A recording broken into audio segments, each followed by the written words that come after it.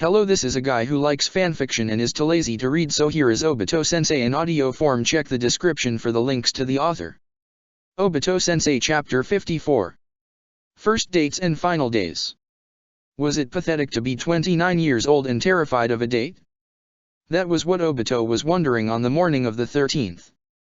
He had returned to the Hidden Leaf from the Land of Waves the night before. He'd spent 4 days there with the medical team, and by the end of that period, a full week and day after the attack, Fukumai City had finally been moving towards a return to normalcy. It wouldn't be the same, Obito knew.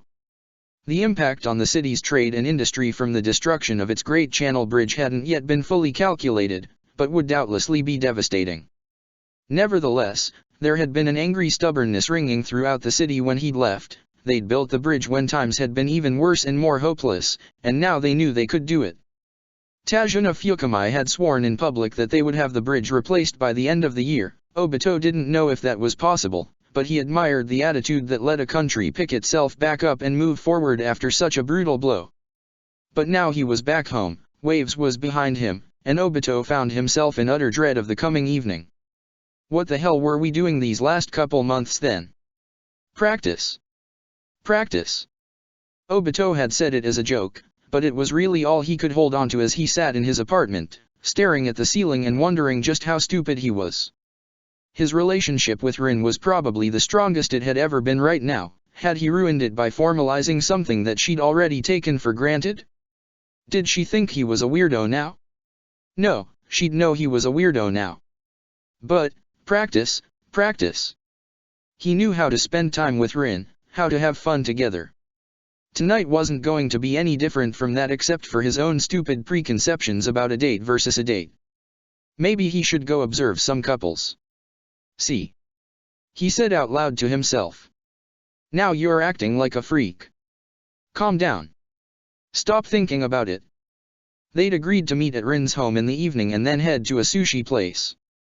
Obito didn't love sushi, but he did like the idea of having something that was clean and easy to eat for their first official date. He had enough to worry about without flipping out and spilling soup down his front or something equally stupid. He had a whole day to himself before that. What to do with it? Obito stared blankly. He could train, but that didn't seem appealing right now. He needed to get this nervous energy out though. He stood up and began pacing, and his eyes fell on the VCR player. He could watch a movie? The notion was so strange. He'd never been one for fiction, either books or movies. He'd never even used the player since getting it, almost 2 years ago now? No, longer than that, cause it had been for his 27th birthday. He didn't even own any movies except the 2 he'd received with it, and they were both historical dramas. Maybe that was to his sensei's taste, but it definitely wasn't what Obito was in the mood for. It seemed the VCR player would languish until another day. Obito kept pacing. Guy was out of the village on a mission. He didn't want to drop in on Kushina or Mikoto, and Asuma and Kurane still weren't talking to him. His narrow life that he'd been giving thanks to a week ago now seemed restrictive instead. He could do something more serious, Obito thought. He had the time, and Waves had lit a fire in him. Maybe it was time to abuse some of his privileges. He got dressed in a more serious outfit for a shinobi, including his flak jacket, and made his way outside. There was a cool spring wind rustling through the village, and Obito enjoyed it as he meandered downtown, headed towards the Hokage Tower. All of Konoha was taking down their winter decorations, changing over to lighter clothes, and enjoying the fully bloomed trees and flowers across town. It brought everything a sense of light, positive change. When Obito reached the tower and let himself in, he made it about halfway up before someone intercepted him, an Umbu member with a hawk mask. Obito, he said, and Obito nodded. He knew this man even under the mask. Genma Shiranui, a member of Minato's bodyguards who was always by his side.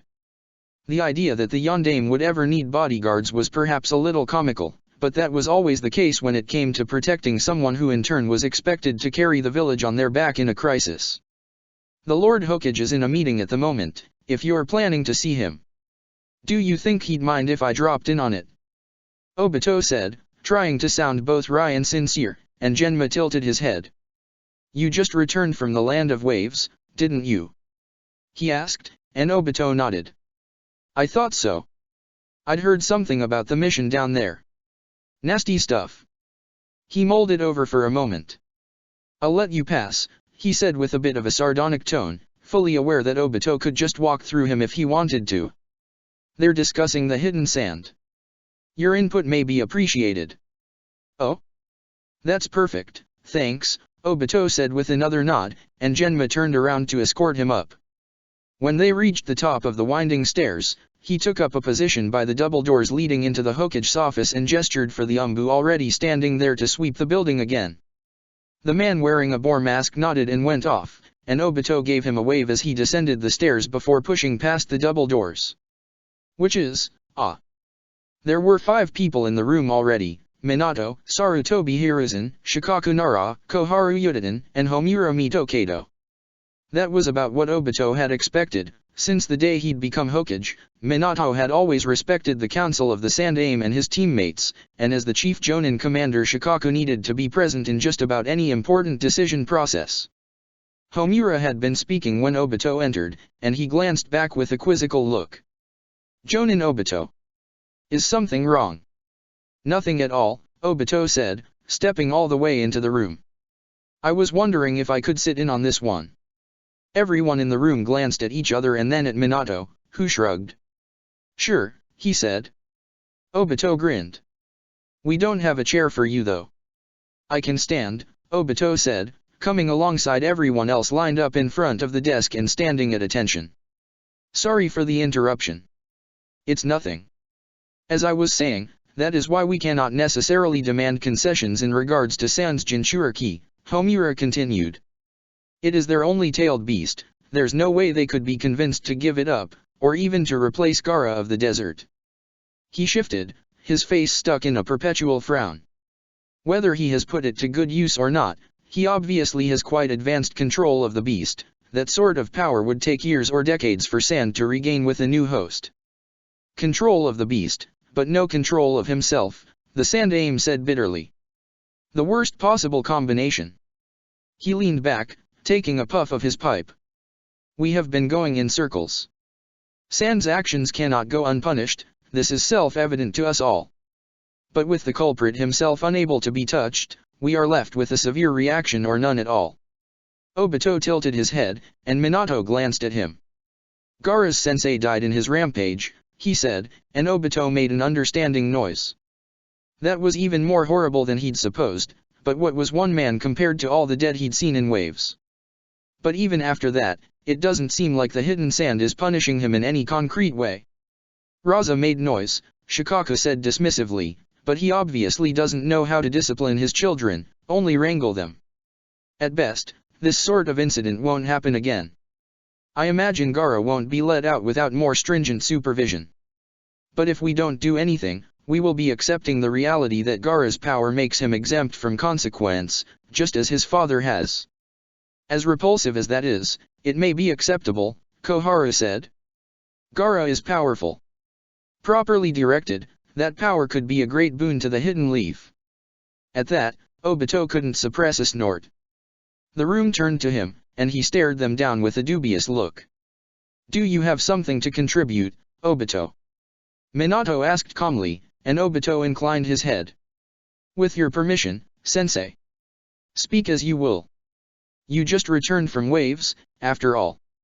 Minato leaned forward. Perhaps you'll have an insight that we won't, given our distance. Or an unnecessary attachment. Koharu muttered. Obito ignored her. They'd never been on good terms, him cleaning up Root had seen to that. Gaara is obviously an incredibly capable shinobi, he said, keeping his tone matter of fact. He leveled a chunk of a city by himself, killed thousands and injured tens of thousands more. His capabilities can't be questioned. He spread his hands, shaking his head. But this will mark, what, the 4th time he's pursued Konoha's ninja out of some personal grudge? 3 times alone during that Chunin exam, including wiping out every other team from the Leaf but mine and Guy's, and now again in waves. Putting aside his complete lack of morals, it's ridiculous to think that his father can actually control him. He will keep killing until he kills one of our own, it's only luck that's kept it from happening already.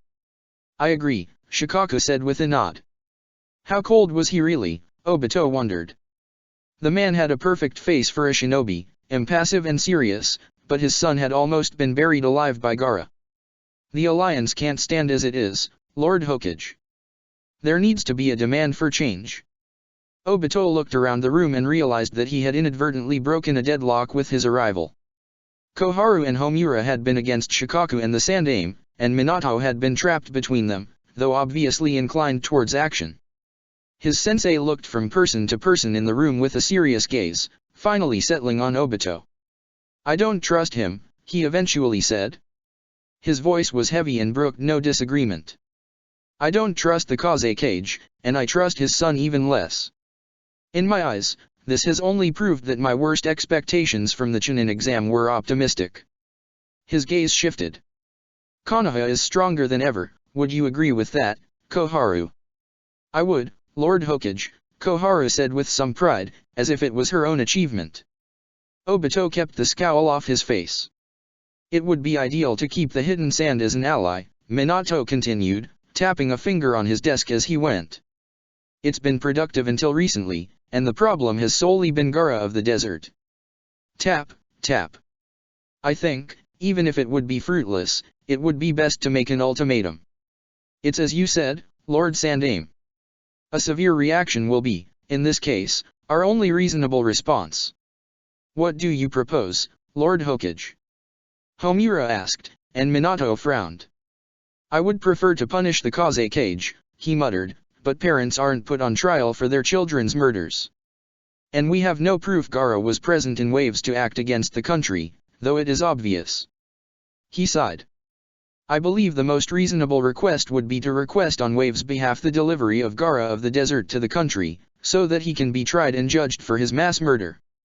However, we should make the suggestion that Gaara be delivered, without the Ichibai. Sent as a corpse then, Koharu said, and Minato closed his eyes. Yes.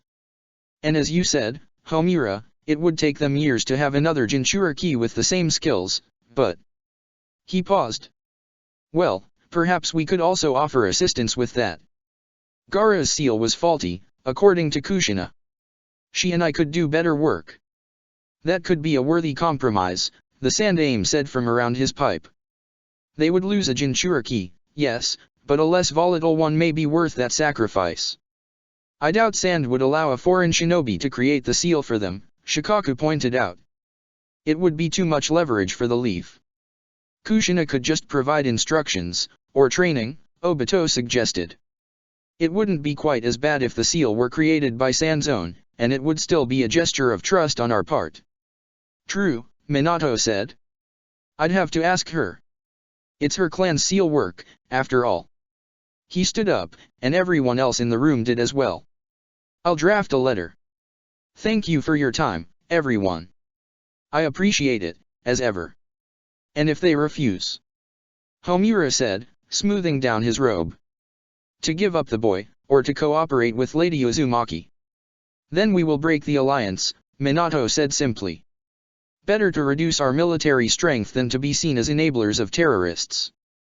Homura nodded, apparently pleased at Minato's decisive words, and turned to leave along with the others in the room. Obito stayed at the desk's side and watched them leave before turning to his sensei. I walked in at an interesting time, he said. Minato laughed. Unfortunately, he confirmed. Well, it's tomorrow that'll be interesting, probably. I'll send a messenger bird then. We'll see if that unleashes hell or not. Do you think they'll give Gaara up? Obito asked. His sensei shook his head. No. But we have to at least give them the option. Gaara's reputation can work for them now too. Minato made a disgusted face. When a ninja is that strong and that monstrous, there will be plenty of people willing to pay for Sand's service that weren't before. I don't think it was intended, but Fukamai City was a hell of an advertisement for the underworld on Suna's behalf. That whole village is going nowhere good, and fast. Hadn't thought of that, Obito admitted. It's not your job to, Minato said. He started organizing his desk, pulling to the fore a series of forms. Obito glanced at them, new Chunin assignments. Weird. The Hokage didn't usually handle that sort of thing. Why was Minato micromanaging something like that? I'm glad you're here actually, Minato continued. I may have a mission for you later today. That quick? Obito asked. I just got back. Well, I didn't assign you the last one. You picked that on your own, Minato said with a little laugh. Right now, this one is only a rumor. But if I get confirmation, I'll be sending you. What is it? A defection, Minato said, and then raised his hand when Obito pressed forward, eyes wide. No, not them, sorry. It is a familiar face for you though. Do you remember Katasuke Tano? The rogue who went to Cloud?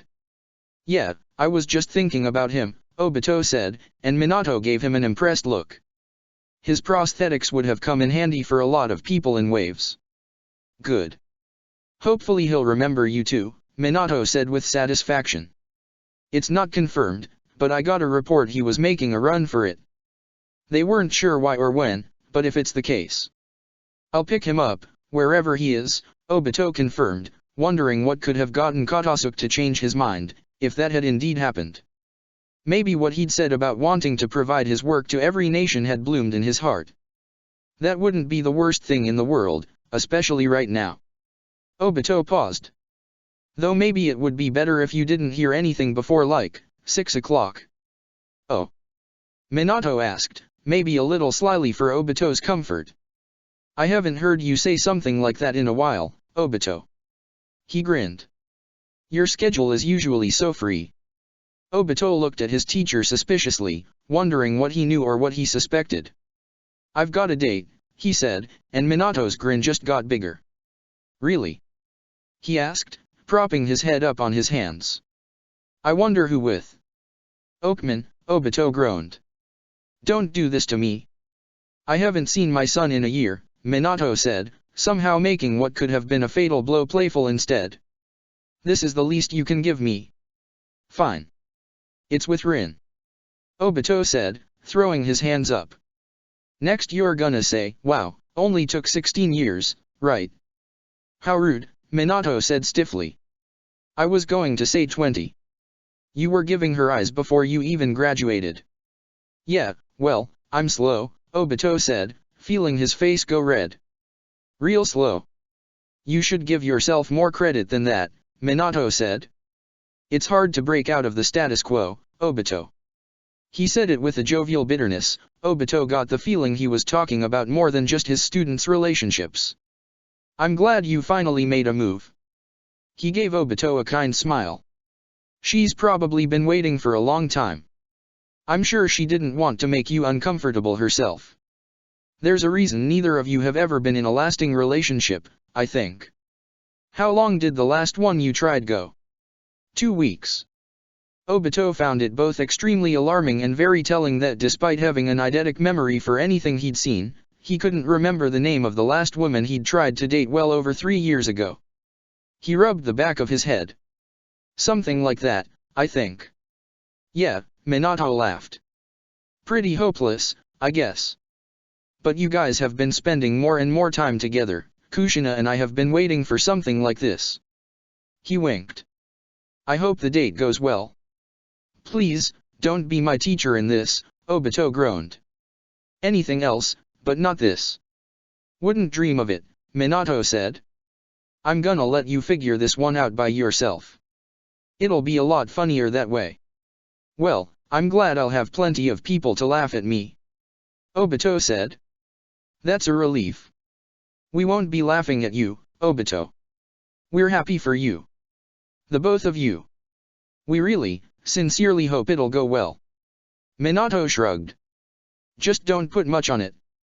Don't think of this that has been building for this long, or you'll drive yourself crazy.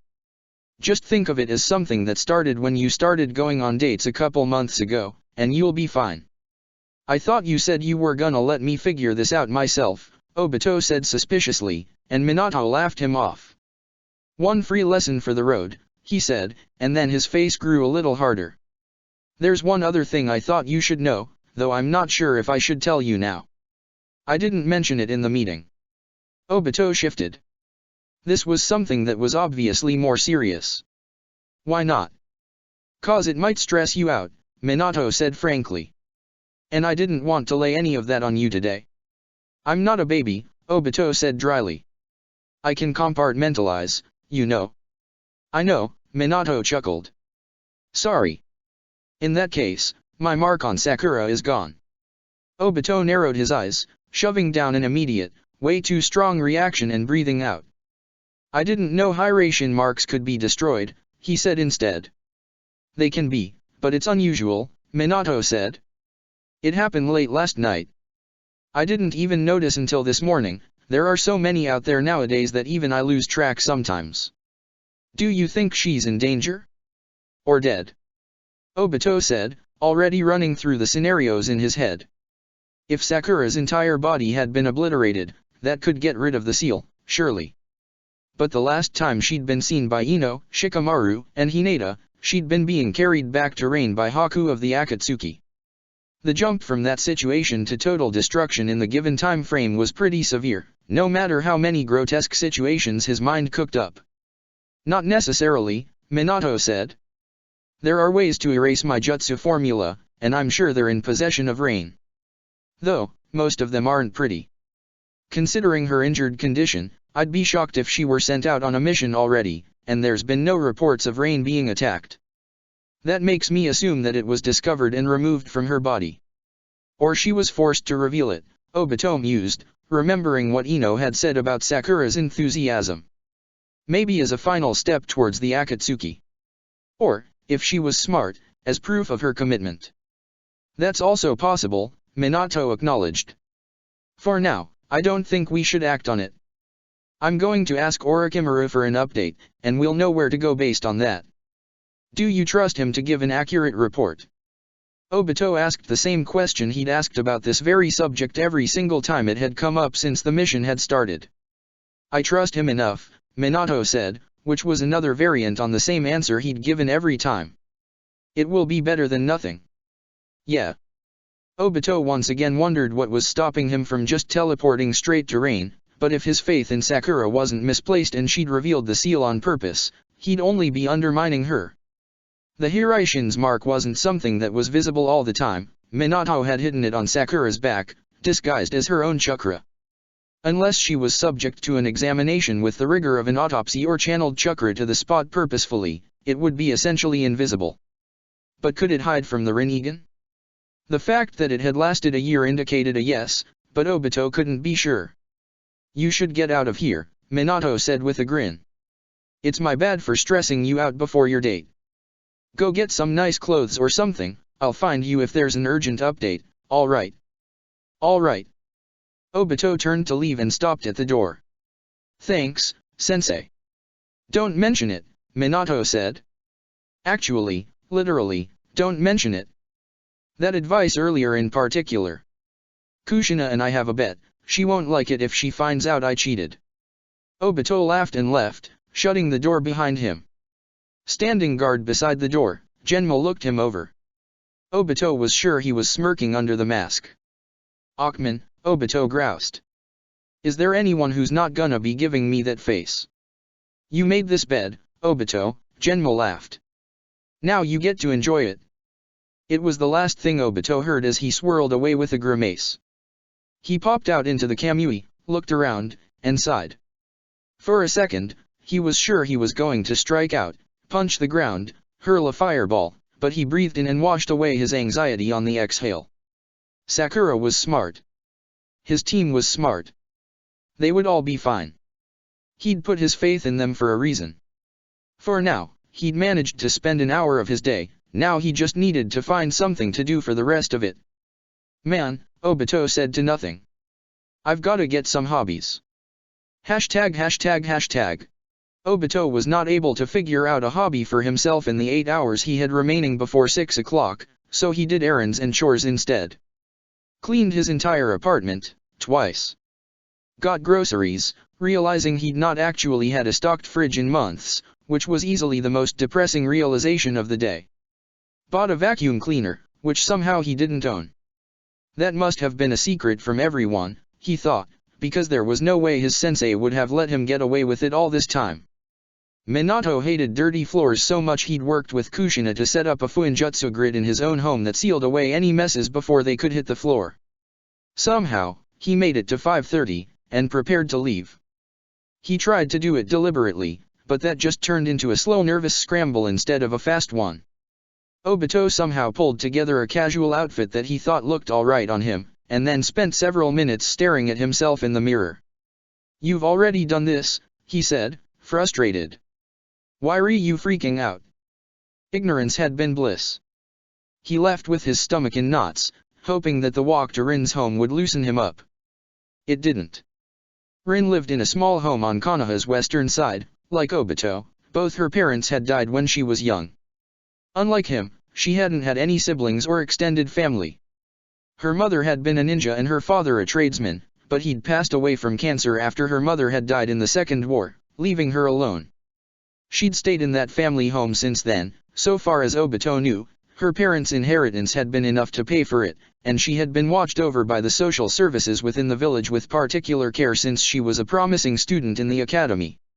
Maybe it was that independence that had made her so strong and driven, Obito thought.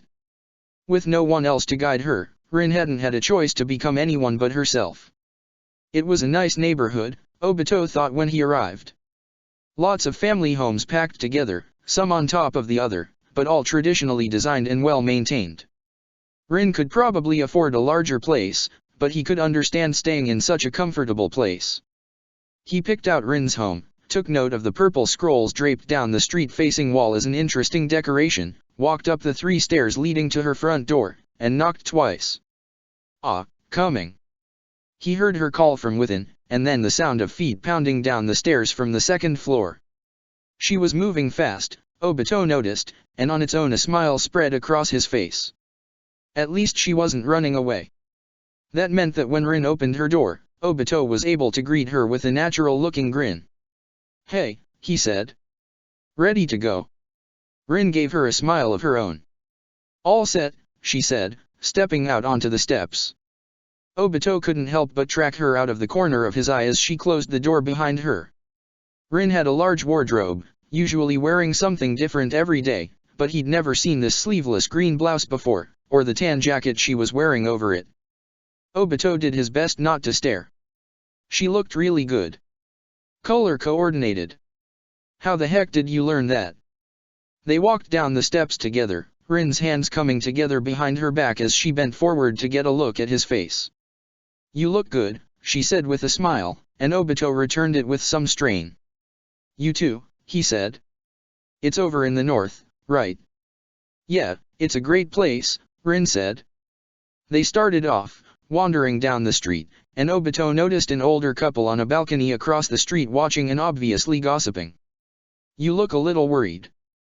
Did something happen?" He hadn't been thinking about it at all, but it was a good excuse. "I saw Sensei earlier in the day," Obito said.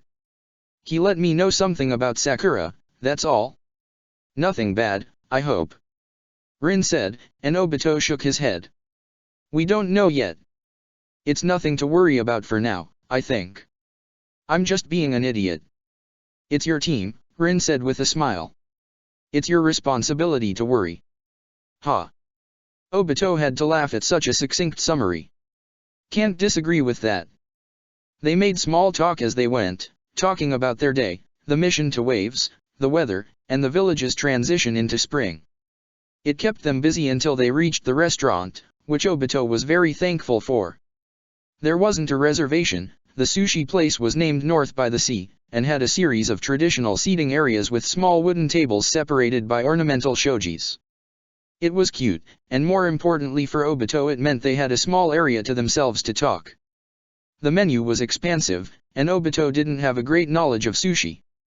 He asked Rin what her favorite was. "Oh, the explosive kunao," she said with a laugh. "It's spicy, but the eel is great. If you don't like it, we can always order something else." "I'm sure I will," Obito said. When their orders were put in and they were left on their own, they both sat still for just a little longer than they usually would. Rin had taken off her jacket and placed it on the seat next to her, leaving her shoulders exposed. Obito was trying not to obviously notice it. "You're doing your panic face," Rin said playfully. Are we gonna get attacked or something? I don't think so, Obito said, trying to shake it off. Everyone I've talked to today said for me to not treat this like a big deal. He laughed. But that kinda implied the opposite, don't you think? Obito, Rin said, leaning forward. Obito tried to focus on her face. It's not a big deal. It's just a date. She grinned. We've been on them before. Apparently, Obito sighed. I'm sorry about that. It's okay, Rin said sincerely. He must have looked doubtful, because she continued. Really, it is. I wasn't offended or anything. I just thought it was funny. Rin's gaze was painfully honest. You've really pulled yourself together this last year, Obito. It's okay if you miss little things like that. Was I that much of a mess before? Obito said with a laugh, and Rin shrugged. Not in a way that was obvious, she said. It's something that only became obvious when it wasn't missing anymore, you know.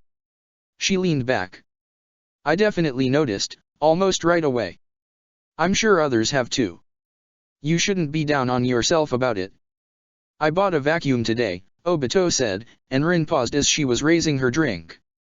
I looked around, it turned out I didn't own one. Maybe you accidentally tossed it into the Kamui. Rin said with a look that was easily perplexed and amused. All sorts of stuff ends up in there. Maybe, but I think I would have noticed I was missing something, Obito laughed. It's that kinda thing you talked about, I guess. I never really grew up. Rin suggested, and Obito rolled his eyes. Come on, don't make me sound like a lost cause now, he said playfully, before actually considering it. But yeah, maybe. We've talked about this before, I think. I didn't think I would grow up, after I found out what the Mangekyo would do to me, so I kinda stopped trying. Bad habit, I guess. Understandable though, Rin said. I can't blame you for that either. I remember how scared we were. All of us. She nursed her drink while Obito watched her, wondering where the conversation was going. It all comes back to Kakashi, huh? Yeah, Obito admitted. I guess he did tell us to look after each other. That wasn't something we could put aside. I'm sorry I took it all on myself for so long. That was your way of doing it, Rin said simply. I didn't mind. She put her drink down. It's funny.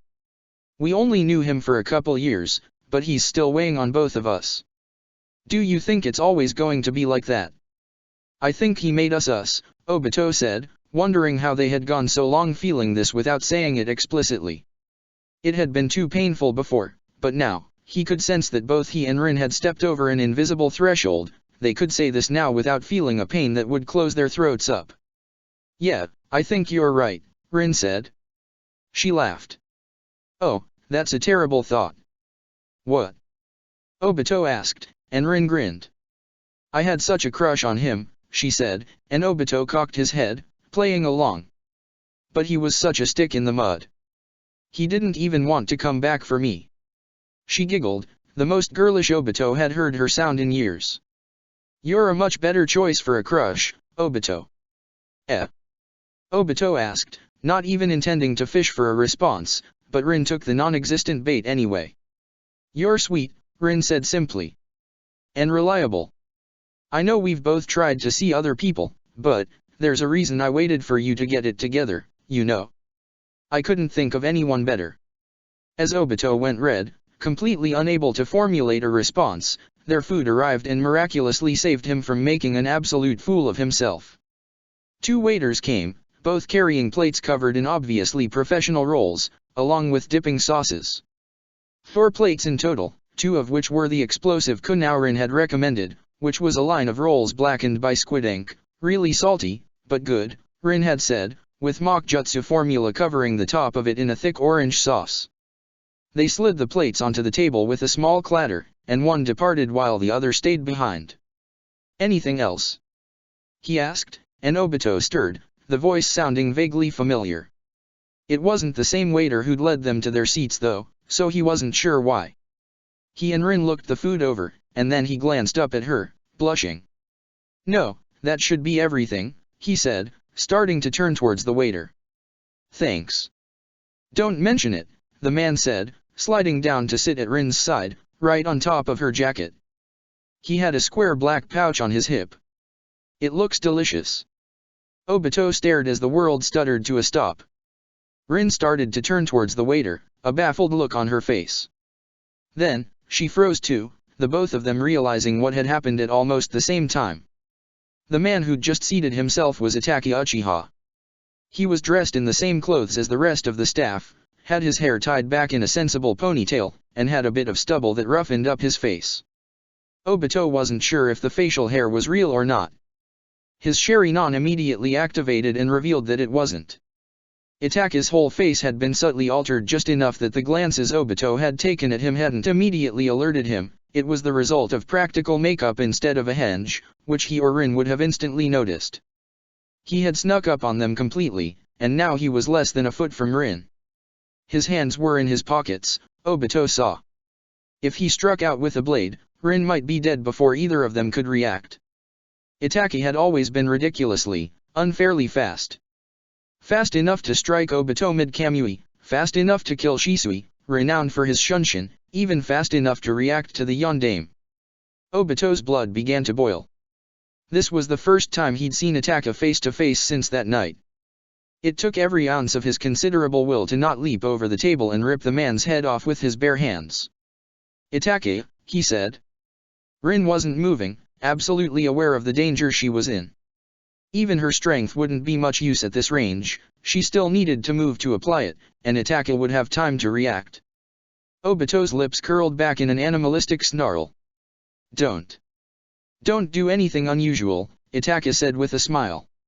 "I'm just an old friend taking his 15-minute break to visit with you before I go back to work, all right?" He removed one hand to scratch at his fake stubble. "Plus, if you touch me, a lot of people in this restaurant would explode, which I'd feel really bad about." Obito couldn't tell if he was lying or not, but the scenario was too easy for him to accept. If Itachi had been disguised as a waiter and convinced the staff he was one of them, it would have been trivial for him to rig the building, or just individual tables. He couldn't risk it, not unless the murderer made the first move. "Why are you here?" Rin asked, still as a statue, and Itachi glanced over at her with the same easy smile. "I came to speak with Sasuke," he said, like that wasn't obviously insane. "Do you know where he is? There's something I need to talk to him about." "What?" Obito said, looking over at Rin. She saw her flinch away from the rage in his eyes, and tried to tamp down his emotions. "I checked with my mother first, of course," Itachi continued. He picked up a pair of chopsticks and clicked them experimentally together with his left hand. Obito watched him, glaring at the two missing fingers there, his stomach curdled, and he tasted phantom blood. "Man, I'm glad I can still use these. I always meant to thank you for not taking something more important, Obito," he said with a sincere grin. He could Kamui his head off right here, right now, Obito thought. But if Itachi could react to the Yondaime, he could definitely react in time to avoid Obito's jutsu. He had to wait. If he made the wrong decision, Rin could die. Anyway, she wouldn't tell me where he was. I have to say, it was pretty rude. Itachi slowly grabbed up a piece of sushi and popped it in his mouth, chewing deliberately and swallowing. Haven't I proved by this point that if I wanted to kill him, he'd be dead? What reason would she have to keep him from me? She doesn't trust a mass murderer, Obito said, gritting his teeth. This had to be some sort of game on Itachi's part, but he couldn't understand what the purpose could be. "What do you need to tell Sasuke?" "That's for him to hear," Itachi said. He looked back and forth between Obito and Rin. "I meant to ask, is this a date? How long has that been going on?" He was acting strange, Obito thought, finally able to control his searing anger. Intentionally, to throw them off, or was something wrong with him? He seemed healthy, normal, even under the Sharingan. His eyes were clear and focused, with no sign of blindness or uncertainty. Itachi must have been taking good care of them. "There's no way you're getting close to Sasuke again," he said. "I won't allow it." Itachi frowned. "I only told him what he wanted to hear," he said. He asked me for the truth. What kind of brother would I be if I'd lied to him? He shifted. I'm not like my mother. Is Mikoto still alive? Rin asked, and Itachi shrugged. She seems to have been well behaved. I didn't see a reason to kill her. I suppose she learned her lesson when father died, he said, and Obito sagged in relief. Now, seriously, where is Sasuke? He grinned. You wouldn't be a very good sensei if you didn't know, Obito. I know you're better than that. Obito narrowed his eyes. Itachi, Sasuke isn't here. Well, obviously, Itachi said patiently. He isn't here in the village. He isn't even a member of the Hidden Leaf anymore, Obito continued, watching his cousin carefully, looking for any sign of recognition. He defected to the Nation of Rain over a year ago, along with the rest of my team. Itachi's smile didn't change. He stared right through Obito, his Sharingan flat, like it had been painted on. Huh, he said. All the way to Rain. His face twitched. That must have been my fault. I guess this was a waste of a trip then. I'll have to go meet him there. He leaned back, and Obito shook his head, not sure of what to say. Rin looked just as confused. Team 7's defection wasn't a secret. Rain finally acquiring an Uchiha had been a common concern among the villages. Itachi had a vested interest in his brother. How could he not know? It didn't matter what kind of rock he lived under as a rogue ninja to avoid detection, he must have heard something. And yet he'd come all this way, even presumably broken into the Uchiha compound and spoken with Mikoto, without finding that out? Without even hearing it on the street. It didn't make any sense. It was completely impossible for that to be the case for the Itachi Uchiha Obito knew. Itachi, he said, marveling at how calm his voice was. How the hell could you not know? You said you were working for Rain. Itachi didn't answer, his eyes dead in his face. He shifted, as if about to stand up, and Obito clenched the hand he'd left on the table into a fist. His chakra was starting to explode out of his control, a glass on the table cracked. Mikoto's self-righteous words from long ago were echoing in his head. I concluded long ago that there were additional motivations that made your brother suspect. Sasuke told me everything you said to him, he bit out, his voice sharp enough to cut. He told me that you killed Shisui just because he was in the way, because he tried to stop you with the Koda Amatsukami. That you were trying to prevent the coup. I guess you succeeded. His knuckles were going white. But Sasuke was too hurt to ask questions. I'm not. If that was really why you did it, why did you take one of his eyes? If you were going to take one, why not both? You left me one. Was that so I wouldn't go completely blind? If you were doing it for Konoha, why did you attack the Hokage? Why do what you did to Kushina? None of it lines up. He lowered his head, feeling his face twitch in anger. What did you need the Koda Amatsukami for? Itachi's maimed hand slowly sunk down below the table, and Obito tensed, ready for whatever was coming. There was a click, and Itachi removed something from the pouch at his hip. Rin saw whatever it was first, and blinked. With a gentleness utterly at odds with what he had done and what he was capable of, Itachi set down a small capsule on the table, delicately clutching it in his 3 fingers. It was about 4 inches tall and 2 wide, with a hermetically sealed lid, and was filled with a viscous yellow liquid that Obito couldn't begin to recognize. He was too focused on the eye floating in the liquid. It was a Sharingan, a wheel with 4 blades, but the red pigmentation of the eye had faded to a dull pink, and it was riven with cataracts and burst veins. It was, without a doubt, Shisui's left eye. Obito was frozen, his heart skipping a beat. Don't hesitate. I needed it, Itachi said, his voice clear but lacking in conviction. Obito looked up. You've used it, he sneered. What on? How? I've used it many times, Itachi said, ignoring the actual question. Any more, and it would probably be destroyed. That's why I'm returning it now. It didn't make sense. There was no way Itachi had come here to do this in the first place.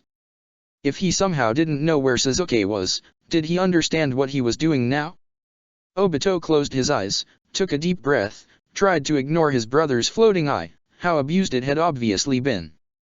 Itachi, You understand this is insane, right? He said. Itaka didn't stir. Something must be wrong with you. I'm your enemy. It doesn't matter why you did it, after what you did, I always will be.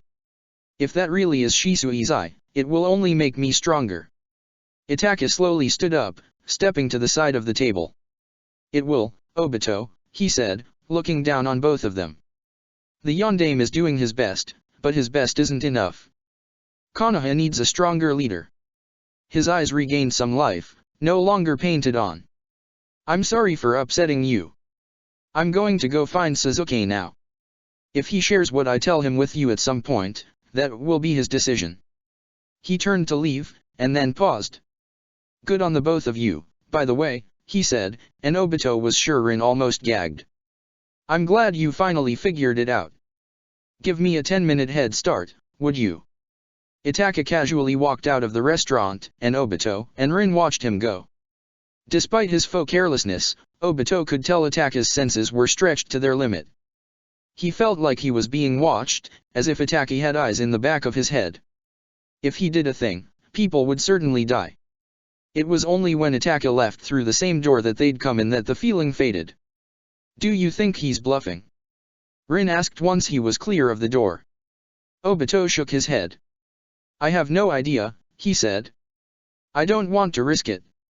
He stared at his brother's eye. Something was wrong with him. I thought so too, Rin said, blowing out a shaky breath, and Obito nodded. But I'm not sure what. He wasn't on anything, not that I could detect. His pupils were normal, skin tone, breathing. Everything was normal physically. No signs of either an altered state or withdrawal. Obito started. He hadn't even considered the possibility, but it made sense Rin would have checked that off first. She was a medical ninja after all. She continued, and he realized this was how she was calming herself down. Some sort of early onset dementia? I can't imagine the Uchiha clan have experienced anything like that in their past. No, Obito said. His gaze was fixed on Shisui's eye, hypnotized by it, though not in the way it was actually capable of. Nothing like that. But he could be the first. A genjutsu, then? Rin asked. Obito's gaze didn't shift from the container as he spoke. Impossible, he said, and Rin nodded with a grim look.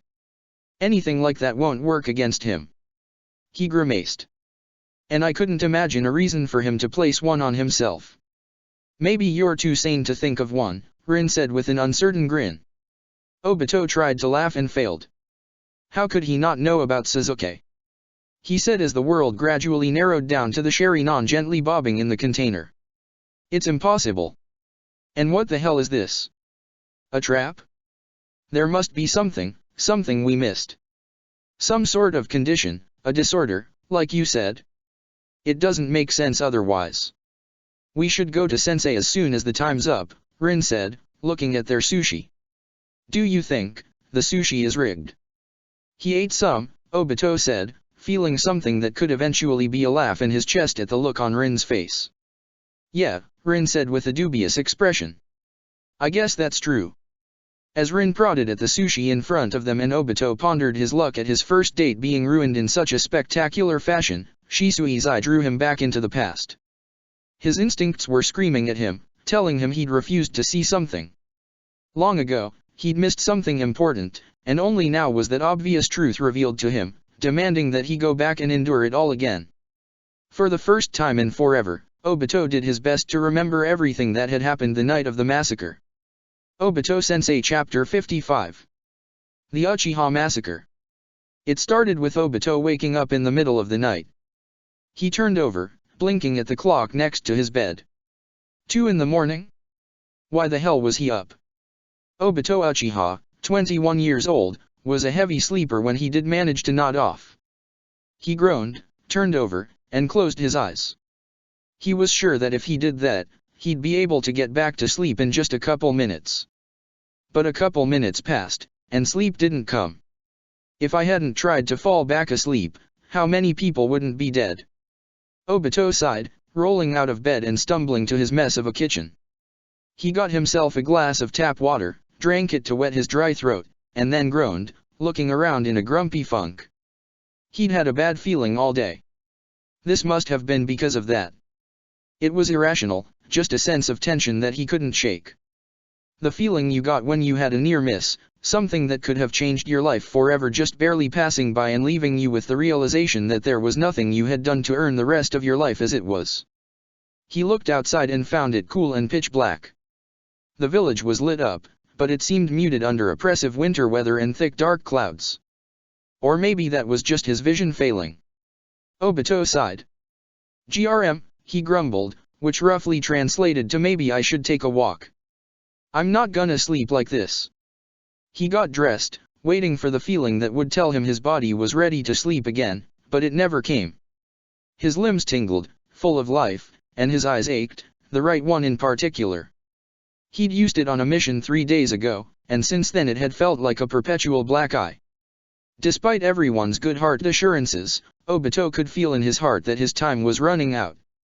8 years was pretty good for the Mangekyo, he figured, especially when he'd had to use it so much on the day it had awakened. He'd started out behind the curve, and 21 years old was pretty old anyway. He didn't have the luxury of being like Shisui and having a Sharingan with niche uses. He'd burned his life and light at both ends in service to Sensei and the village and accomplished more in 8 years than almost any other ninja would in a lifetime. But when Obito was fully dressed in light black clothes, he stepped outside and looked up at the stars, and the dull smeared gleams in the sky made his throat clench. He closed his right eye, and they sharpened up.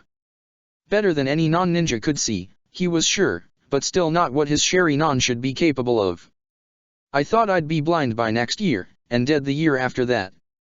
He wandered to the east without a destination in mind, listening to the scuff of his sandals on the street as he watched Konoha at rest. The village was peaceful, there were no other midnight travelers like himself. Obito's mind wandered. He wondered if his friends were awake as well, but he knew that they would all be sleeping restfully in their beds. He was the only one stupid enough to get up at this hour. The moon was full, its light casting thick shadows across the village. Obito stopped and stared at it, enjoying being able to see something in full detail even with his degraded vision. It was particularly bright tonight, he wondered why that was. Then I noticed it. Then he noticed a shadow move across the moon. Obito cocked his head, watching curiously. Another shadow, just a bit thicker than the first. Thin clouds, high up. No, he realized after a moment. They were too dark, and too close to be clouds. He was seeing smoke. He followed the line, closing his right eye as he focused on the trail, just barely able to pick it out against the midnight sky. The smoke, Obito realized with a start, was coming from right around the Uchiha compound. He frowned and broke into a jog to the east. He couldn't see the light from a fire, so it wasn't anything that dramatic. Maybe a training accident? Sasuke was always trying to learn the Grand Fireball. Despite his age, had he been stupid enough to get up in the middle of the night and light something on fire? Maybe Obito could at least watch Mikoto scold him. He smirked at the thought and sped up a little, moving at a comfortable run through the streets of the village. As an afterthought, Obito created a shadow clone. It ran off, headed for his sensei's home. Just in case it wasn't something as harmless as a training accident, the Hokage would definitely want to know. How much worse would it have been if I hadn't done that? When he arrived at the compound, it was dead silent, and the gate was shut. Not a soul was to be seen. Obito frowned. There was always someone supposed to keep watch at the compound gate, no matter the hour, an old tradition that was basically useless now, but the Uchiha clan was nothing without its old, useless traditions. Hey! He called. What's up? He tried the gate, finding it unlocked. Fall asleep on duty over there? For shame dash. When Obito pulled the gate fully open, a body toppled out, no longer propped up against the door. He stared down at it without comprehension, the sleep that had still clouded a fraction of his mind vaporizing in a moment. It was Tekka. A boisterous member of the military police, a strong ninja with all 3 tomo unlocked from a young age. One of the people who'd bullied him despite being a year or 2 younger, before Obito had awakened the Mangekyo and the bullying had turned to pathetic ingratiating. His eyes were glassy, long dead, he'd been stabbed through the stomach, a foot-long hole ripped in his gut. As his body collapsed, something long and rubbery flopped out of him and onto Obito's foot. Obito blinked. A member of the military police was dead, and inside the Uchiha's own home. The feeling of dread that had hung over him all day crystallized into a knife pressing against the back of his skull. You don't have time to waste thinking, you moron. Go, start running. He started running, shouting at the top of his lungs. Hey! He shouted, then again, louder. Hey! Anyone there? There wasn't a response. Obito's blood ran cold. He dashed down the streets, looking around. There, a body in an alley. There, two more lay out in the middle of the street, one missing its head and the other both arms. There was blood everywhere, splattered across the walls of nearby buildings, rushing into storm drains. Dozens of Uchiha lay recently slain, some in their pajamas. Of any attackers, there was no sign. The smoke had been from charred bodies. Obito searched wildly, sure for a sick second that his entire clan was dead. Then, he noticed that some of the bodies were breathing. He jerked to a stop, dashing to the nearest one. It was an older woman, Chika, one of his distant aunts. He rolled her over, feeling his whole body shudder with his heartbeat. Her eyes were closed and she was muttering rapidly. Now that he was close, not panicking, Obito could see that her chakra was rolling, in flux, a powerful genjutsu. He laid his hands on either side of her head and focused himself. Kai! He grunted, and reset her chakra like flicking a light switch. Her eyes burst open and she screamed, scrambling away. It's okay. He shouted, chasing after her. How many of his clansmen were like this, knocked out and coated in the blood of their family instead of dead? What reason could there be for this? Chika, it's okay. It's me. Obito. Obito. She gasped. What? No, Taiko. She looked over, and Obito followed her gaze. Her husband of 30 years, Taiko, was splayed out on the ground nearby.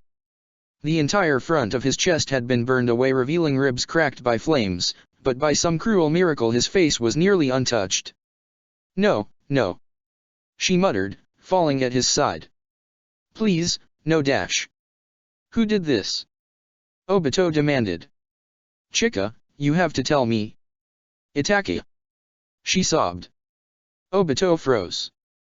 Itake? Quiet, studious, serious Itake? Itake who treated his little brother with such love and his family with endless respect? One of the only people in the clan Shisui was genuine friends with? That's impossible, he heard himself say. There's no way. It was him. She cried, writhing at her husband's side. He was like a demon. We heard someone call for help, and rushed out, and she was hyperventilating. Chika had retired as an active ninja, but Taiko hadn't. Was that why she had been spared? Or did he not retire because he believed the clan needed all the ninja it could for the coup? Shisui. She said suddenly, desperately. Shisui was trying to protect us. They were fighting, they were heading for the center of the compound. She looked up at him, pleading. Obito, you have to stop him. He's gone mad, he's going to kill us all. Obito didn't pause to offer another word. He ran off so fast that Chika was almost knocked over by the force of his passage. Shisui was fighting. That meant Itake would be stopped before this insanity continued, Obito thought. His younger brother was the prodigy, the pride of their family before their father had passed away. Even if Obito's main Jikyo had come first, Shisui's hadn't been far behind. He was a peacemaker, a genius, the fastest Uchiha, maybe the fastest ninja alive besides the Yellow Flash. Even if Itake had gone mad, Shisui would stop him in his tracks with the Koda Amatsukami. All those thoughts tore Obito's heart in half when he turned one of the main street corners heading towards the clan head's home and found Shisui. His little brother was propped up against the wall of a bakery, one hand clutching his gut and the other his face. He was breathing shallowly, each breath more labored than the last. His left leg was missing, ripped off at the mid-thigh, and his blood soaked the stone beneath him, a puddle of dark crimson that grew larger every second. There was a hole in his chest over his heart, the edges of it cauterized, and his hand covered half of his face, black blood pouring out from under it and dripping onto his chest and lap. One hazy eye looked up from beneath his splayed fingers at Obito.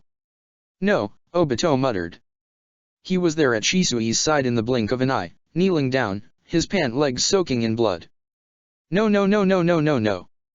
"Obito," Shisui said hoarsely. There was a hole in his lung, Obito immediately knew, and maybe his heart as well. Blood dripped from his brother's mouth as he spoke. "You're here." "Hold on," Obito said. Could he not see because his eyes were failing, or because he was starting to cry? The world was swimming, falling away. He put his hand on Shisui's shoulder, revving up the Kamui, ready for the boiling pain that would inevitably follow. "It'll be okay. I'll get you to the hospital dash." "No," Shisui whispered. "There's no time." His hand fell away, revealing an empty eye socket thick with blood. He took it. He ran. "You have to go." His remaining eye hardened.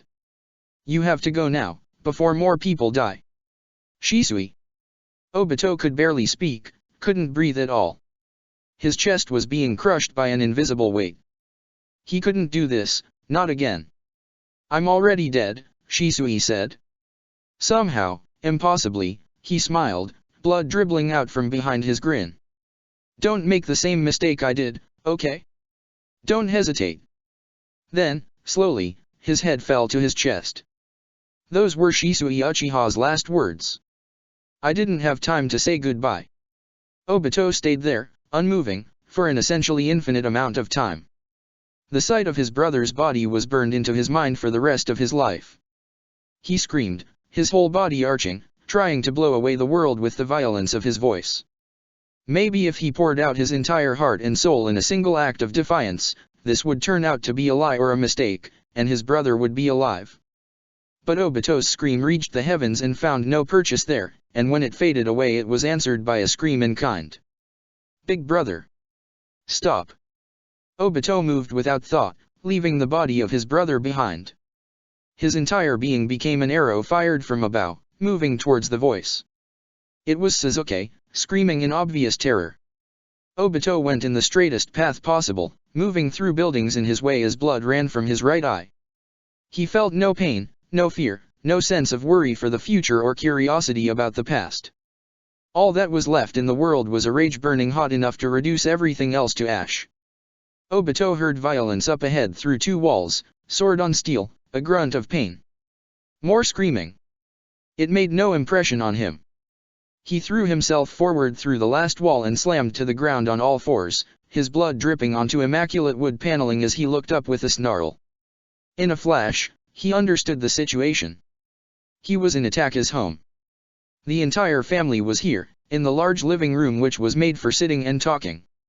Sasuke was pressed up in the corner, arms over his head, shaking and screaming for everyone to stop. Fugaku and Mikoto were both fighting, both dressed in their night clothes. Fugaku had produced a sword of flame from his bare hands, filling the room with stark light and shadows, while Mikoto fought with her bare hands. Dancing among them was a shadow with baleful red eyes coated in fresh blood. Itachi Uchiha fought in complete silence, his eyes tracers in the dark. Every movement splattered fresh blood across the room, but he was unharmed. He carried a sword with a snapped blade, reducing it to a savage knife, and every blow he struck at his parents was a potentially fatal one. He was the only combatant armed and armored for battle. Obito saw all this, and Shisui's advice was embedded in his heart. He leapt forward, determined to grab Itachi and suck him into the Kamui. It was a straightforward attack with straightforward logic behind it. He would put Itachi inside the Kamui, and then leave him there until he starved to death. He'd done it before. He flew between Fugaku and Mikoto, and his hand latched onto Itachi's face. The Kamui began, the both of them being sucked down an infinite drain. "Ah," Itachi said, and then he kicked Obito in the chest. Hard. 2 ribs broke, and Obito was thrown back into the wall. Bits of the skin on Itachi's face came off, stuck to Obito's hand. Fast, much faster than he should have been. Stronger too. Obito hit the ground and went down with a crash. He saw Fugaku track him for just a fraction of a second, shock plain on his face. It was a fatal mistake. In the heartbeat cut short where Obito was sent flying back, but before he hit the wall, Itake lunged towards his father. His broken sword entered Fugaku's chest right below the solar plexus, and then with a grunt Itake drew it up with terrible strength. The short blade carved through Fugaku's ribs with a gruesome series of cracks, up through his chest, and then out his shoulder with a grotesque crunch and a tremendous spray of blood, so much it coated the ceiling. Fugaku gasped, the light leaving his eyes and his Sharingan fading to black. He wavered and collapsed, his right arm drooping and limp, almost completely severed from his body. He died before I ever saw what his eyes could do. Father! Sasuke screamed. Itake spun on his mother without a word, his blade coated in his father's lifeblood. As Obito scrambled back to his feet, rushing forward like an animal on all fours, Mikoto charged. The suicidal move apparently surprised even Itake. She slammed into him with concrete shattering force and bore him to the ground, pinning him between her legs and raising one fist over her head. What have you done to my son? She screamed, bringing her fist down on Itake's face with a crack. His nose broke, but Itake didn't flinch. There's something else I missed. Amaterasu. Black flames bloomed on Mikoto's face. She didn't fall back, raising another fist to strike at Itake, and in response he buried his blade in her side. She gagged, and he shoved her away. It was only when she hit the ground that she started screaming, rolling around in agony as the legendary flames ate half of her face. How did she survive that? It must have been the same way she deactivated my Kamui. Her Mangekyo is about to awaken. Mom! Obito charged in, leveled a kick at Itake's face that was meant to break his neck, and tripped on his shadow. The kick went wide and Itake rolled to his feet, flawlessly transitioning from that movement to a roundhouse kick that passed through Obito's chest. Obito reached out, trying to devour him once more, and then the follow-up kick came as Itake spun with the momentum of his first attack. It slammed into Obito's jaw just as he touched Itake's chest, and his head snapped back so violently that he heard something click in his spine. I tripped on his shadow. A Narajutsu? When would he have learned that? Obito fell, stunned, his brain rattling around in his skull. This must have been a nightmare. Fugaku was dead, and he and Mikoto were about to be. Itake really was fighting like a demon, faster and stronger and better than he ever had before. It couldn't be comprehended. He tried to stand, but his arms and legs wouldn't obey as he spasmed on the ground. Out of the corner of his eye, he saw Itake turn away from him and towards the corner. Towards Sasuke. Sasuke, he said, speaking for the first time. His voice was smooth and sure.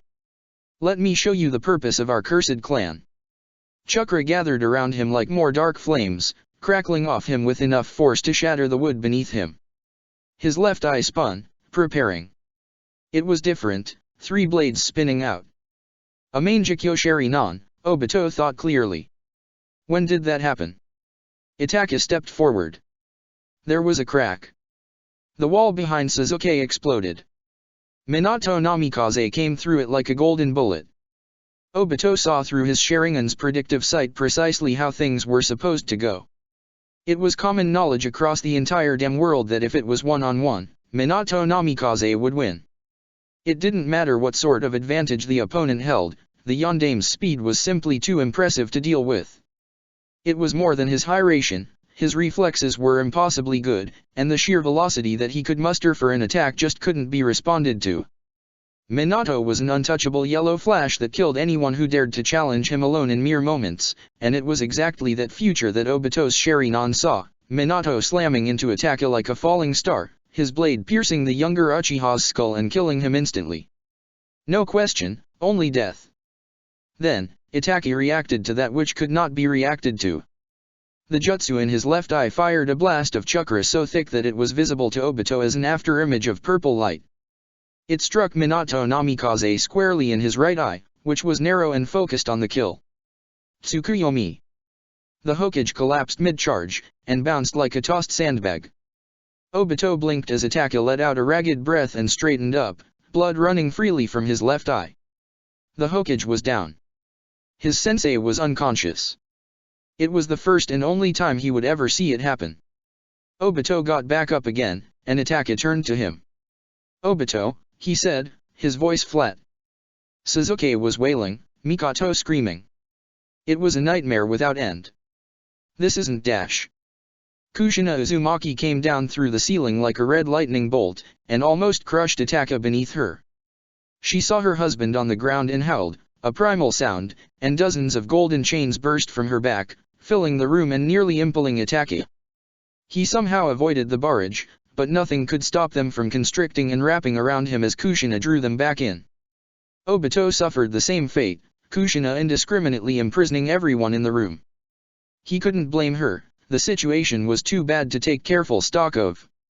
His shadow clone must have brought them here, Obito thought, but it still hadn't returned to him. It must have been standing by waiting to intercept Atake, or helping some of the injured. It's what he would have done, after all. Mikoto stopped screaming. The flames on her face had gone out. I thought it was the chains, but that couldn't have been it because of what came next. The room was quiet for a fraction of a second but for the creak of chains. Then, Kushina turned towards Atake, teeth bared. She was smart, she averted her eyes, knowing not to make eye contact with the Sharingan. The only reason Minato must have was because he hadn't known Atake could possibly respond. He shouldn't have been able to. Once again, the new Mangekyo spun. Kyuubi, Atake said in a calm, authoritative tone, as if he wasn't about to be crushed to death. Rebel. As if to replace Mikoto's agony, Kushina started screaming. She fell to her knees, the golden chains shattering. Obito and Atake were freed, Suzuki whimpered. Mikoto was crawling, still alive, her face smoking. As Atake backed up, Kushina's screams grew more and more intense, so loud that Obito thought his eardrums might burst. She doubled over, violent red chakra boiling out of her and scalding her skin. Obito watched in horror as a face manifested in the chakra. A fox made of teeth and hatred began to try and push its way out of Kushina's stomach. Itaki ran for the door, and Obito swung his head towards him with a snarl. The Kamui reached out and tore off most of Itake's hair and a chunk of the door frame, but the murderer cleared the house with his body intact. Obito doubled over in agony as blood ran freely from his eye. What could he do? Chase him or help Kushina? Could his Sharingan tame the Kyuubi? It was supposed to do something like that, right? Paralyzed by indecision, Obito's mind rebelled as the Kyuubi began to break free from Kushina. The chakra around it formed into distinctive tails, from 1 to 7 in just a second, and the thick red chakra began coalescing, forming bones and a skull that leered out from Kushina's torso. Her scream was growing more and more agonized, the flesh melting off her arms and her blood mixing in with the steadily growing chakra cloak. Obito, Mikoto croaked, dragging herself across the ground towards Minato. He glanced at her, eyes wide and panicked. Suppress it. The words broke his paralysis. Obito glared at the fox that was murdering Kushina, feeling the rage inside him burn into an eternal flame. Stop. He commanded, and the Baijuyu paused. For a moment, he felt like he was somewhere else, on a plane of bones stood before a creature so massive that it broke his concept of scale. The fox leered down at him, its head the size of a building. In the face of something so titanic, even his invincible Mangekyo seemed like nothing. I will not stop. I will be free from my prison, and you will be dead, it said with glee. It took a step forward and Obito pushed back with his will, the both of them in a deadlock. It felt like his bones would shatter from the force it was exerting on him. Itake's Mangekyo had half undone the seal on its own, and he could just barely hold this thing back. What had happened? Who taught him how to do that? Was it part of the planning for the coup? In the real world, he watched as Mikoto crawled to Minato's side and pressed her hand to him. Wake up, Lord Hokage, she rasped, and Minato sat up with a jerk. Mikoto groaned and collapsed, her face covered in blood and melted flesh. It hid the blood from her eyes. That must be what her Mangekyo does. It stops chakra techniques. That's how she hit me. Minato looked around the room, saw the state of his wife, and his face went white with fury. He scrambled to Kushina's side, pressing his hands against the Kyuubi's face and searing them with its fierce fire as he began to physically shove it back inside her. A jutsu formula burned through the air in front of him, bloody ink dripping down on both him and Kushina. Obito immediately felt a weight lift off him, and he pushed back against the Kyuubi with a roar. His sensei was rebuilding the seal in a situation like this. The man was insane. Obito! Minato roared. After him, now! When Obito took a step back, hesitating, his sensei grit his teeth and screamed louder than Obito had ever heard. I'll take care of this. I'm the only one who can. Go. As Obito turned to run, Sasuke screamed after him. That wasn't him. He shouted, his voice full of denial. You've got to save Itachi, Obito. He was traumatized. He didn't want to acknowledge that he'd just watched his brother murder his father. Obito ignored him. Right. Obito didn't know how long he ran for. The compound was full of screams. Itachi cut down 2 people who got in his way on the way out. Obito followed the blood, and then followed his murderous heart. He hopped in and out of the Kamui, recklessly burning his eyes for an extra couple feet every time, moving faster than Itachi physically could. But they were still outside the village beyond the southern gate when Obito finally caught up. When Obito caught sight of Itachi's fleeing back, he started screaming. It was just incoherent anger at first, the howling of a mad beast, but it gradually resolved into words. Why? He howled. Itachi didn't turn back. Itachi, why did you do this? I'll kill you. I was the only one who could, Itachi said, still running. This was my purpose. Obito snapped, his eyes burning. Is that what you meant? Was that the purpose of our clan? To be slaughtered by you? Itachi hesitated. Obito, at the time, did not notice. He was blinded by blood and hatred. He dove forward, drawing a kunai in his hands. Yes. Itachi suddenly came to a stop, spinning back with his broken blade in hand. The purpose of the Uchiha clan was to create me. Why did he hesitate? Was he thinking about telling me about the coup? Or something else? Itachi slashed out and Obito phased through the first hit. He stabbed up, trying to cut his cousin's throat. But once again, Itachi reacted faster than he ever could have been expected to. In the same moment Obito's kunai made deep contact with his neck, he slashed up with his blade and took Obito across the face, carving a deep gash from under his chin past his mouth to just below his left eye. Blood gushed down both their chests.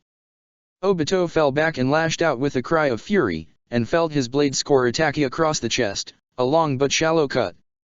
The teenager pressed the attack, laying into Obito with his sword with unbelievable speed. The sting of the Kamui carried him away and Obito passed through Itachi, solidifying behind him and wrapping one arm around his neck, the other dropping to drive his knife into Itachi's back. He roared and pulled, trying to snap Itachi's neck, but the murderer rolled with the force of the attack, dodging the knife as he flipped over Obito and landed in front of him. An elbow snapped back which Obito phased through before he kicked out, striking Itachi in the kidney. At the same moment, Itachi spun and threw another punch directly at Obito's face. Obito kicked again, feeling something in Itachi's torso rupture, and opened his mouth wide in a feral scream. The punch smashed into his mouth and Obito slammed his jaws shut in the same moment, trapping half of Itachi's hand. For the first time, Itachi let out a shout of pain. He pulled back, and Obito kicked him again, their hands grappling as they both tried to stab each other. Obito bit down with a snarl like a rabid dog, his mouth filling with blood, until finally Itachi gave one final scream and violently pulled himself back. His hand came away, but his pinky and ring finger stayed in Obito's mouth. Obito spat out the digits like bullets and buried his knife in Itachi's retreating arm, and Itachi slammed a kick into his chest in response, sending him flying backwards. He crashed into a thick tree and passed through it with the Kamui. For a moment, he lost sight of his opponent. When Obito came back to his feet and lunged around the tree, Itachi was gone, leaving behind blood, 2 fingers, and black flames. His face was in agony, and the forests were full of impossible flames spreading with incredible speed. The heat drove Obito back, his eyes watering as he searched the darkness for the murderer. But after a minute of searching and screaming, it became clear that Itachi was gone. Obito fell to his knees, feeling for a moment that he should just let the flames consume him. But his self-pity didn't last. The murderer had gotten away, but some of the people he'd tried to kill were still alive. He swirled out of reality and back to the compound, and Obito Uchiha left the past with more questions than answers. Obito Sensei Chapter 56. There's the past and here's the future. When the time was up, Obito left way too much money on the table and drew Rin into the Kamui without even bothering to get up from the table. When they appeared in his personal world, they were still holding hands. Obito had done it without really thinking about it. Rin gave it a squeeze, and that was when he realized what he had done.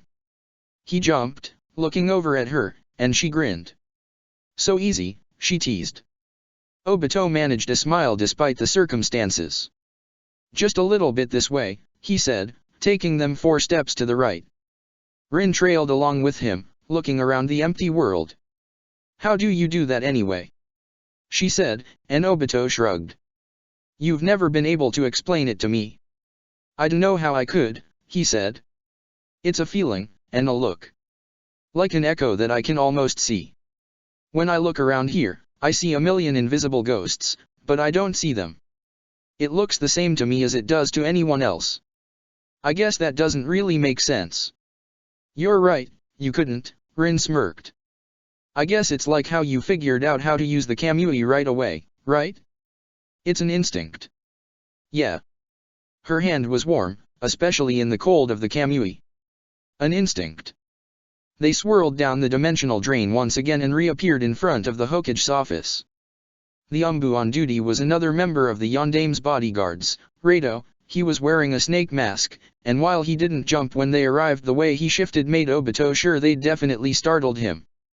Geez, Obito, he said mildly. Give a guy some warning, would you? Itaki is in the village, he said, and Rado froze. Is the Hokage here? Rado opened the door without a word and revealed Minato beyond it. The Hokage was in the midst of standing up from his desk and stretching with a yawn, and he paused at seeing Obito and Rin beyond the door. His eyes fell to their held hands, and a smile began to creep across his face. Obito? Rin? He asked. Then he read Obito, saw the way he was standing, and became ready to fight in a moment. What happened? Itaka was here, Obito said, stepping into the office. He finally let go of Rin's hand. He crashed our date, about 10 minutes ago. He told us that people would die if we didn't give him that much time. Minato took in all that unbelievable news in the blink of an eye and nodded. I'm glad you didn't test him. There's no way Itaka wouldn't set up a safeguard, he said, leaning down over his desk. After 10 minutes, I'm sure he's out of the village already. Probably, Obito confirmed. He was trying to stay cold, still shaking off his relived memories. He needed to stay focused. He visited Mikoto as well, but claimed that he didn't harm her. He said he was here looking for Sasuke. Sasuke? The Hokage asked, puzzled. He didn't, that's odd. That's what we thought, Rin confirmed. He seemed to have no knowledge of Sasuke's defection. And? She dug into her hip pouch and removed the container Itaki had left them. He apparently returned Shisui Uchiha's stolen eye. Minato stared at them, his face set in intense thought. Obito shifted, not sure where his sensei's mind was going. When he wanted to, Minato could go from utterly open to absolutely opaque in seconds. The sensor net didn't go off, he eventually muttered, giving up on leaving the office anytime soon and sitting back down. It didn't detect anyone entering the village intending malice towards it. Has that actually been working? Obito asked, surprised despite himself. I know Kushina was talking about it, but the barrier only went red for that one test. That was just for the test, Minato confirmed. It's caught quite a few people in the last year, actually. The actual sensor net only pings a member of the barrier team who is assigned that duty, unless there is an overwhelming number of signatures. Then we'd get a dramatic red sky. He sighed. So, that might be some of the most rigorous evidence we'll get for Itaka not intending any harm to the village. Bizarre, considering what he's done. Maybe the sensor didn't work, Obito said. Minato inclined his head. Nothing's infallible, he confirmed. But it's certainly interesting. He drummed his fingers on his desk. Did he say he was going to reign next? Or give any indication of his employment by them, or the Nanabe? He did. But for the rest, nothing, Obito said. He started to pace, fiddling with his fingers. Rin stayed still, rocking back and forth on her feet. I'm not sure if it was on purpose or not. He seemed distant. Rin wondered if he was on drugs. He wasn't, Rin interjected. If something was wrong with him, it wasn't that. I don't like the idea that Itachi Uchiha doesn't have full command of himself, Minato chuckled. But I guess him not being entirely rational was self-evident after the massacre, even given his motivation. His eyes sharpened. I wonder how Rain will receive him. That could tell us quite a bit. It will, Obito said, and Minato cocked his head. Were you all right? He asked. Seeing him again. It wasn't quite the same in Waterfall, chasing after him like that. I'm all right, Obito said shortly. But seeing him like that, the way he acted, it made me remember the massacre. I usually try not to. He breathed out. Sensei, I never asked you on that day. There was too much to do, and then afterwards, I didn't think it was important. But seeing how Itachi was today. I saw a lot that night. I think some of it was important, I just didn't know it at that time. What, you didn't ask me? Minato asked, and Obito nodded. He noticed Rin was giving him a curious look, but didn't know how to respond. That night, you burst into the room to kill him, he said. Minato nodded along, his eyes getting a little distant, he was remembering as well. Right, he said. Your clone found Kushina and I. We were up late, watching a movie. He nodded, confirming to himself. It led us to the compound, and then we made our way to the clan head residence. I would have just destroyed the building to prevent an ambush, but I heard Sasuke inside, so I went in through the wall.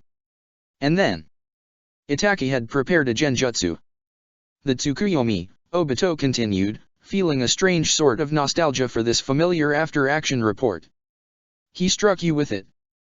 It knocked you out, Kushina entered through the ceiling, Itachi damaged her seal with his Mangekyo, and then Mikoto snapped you out just a couple seconds later.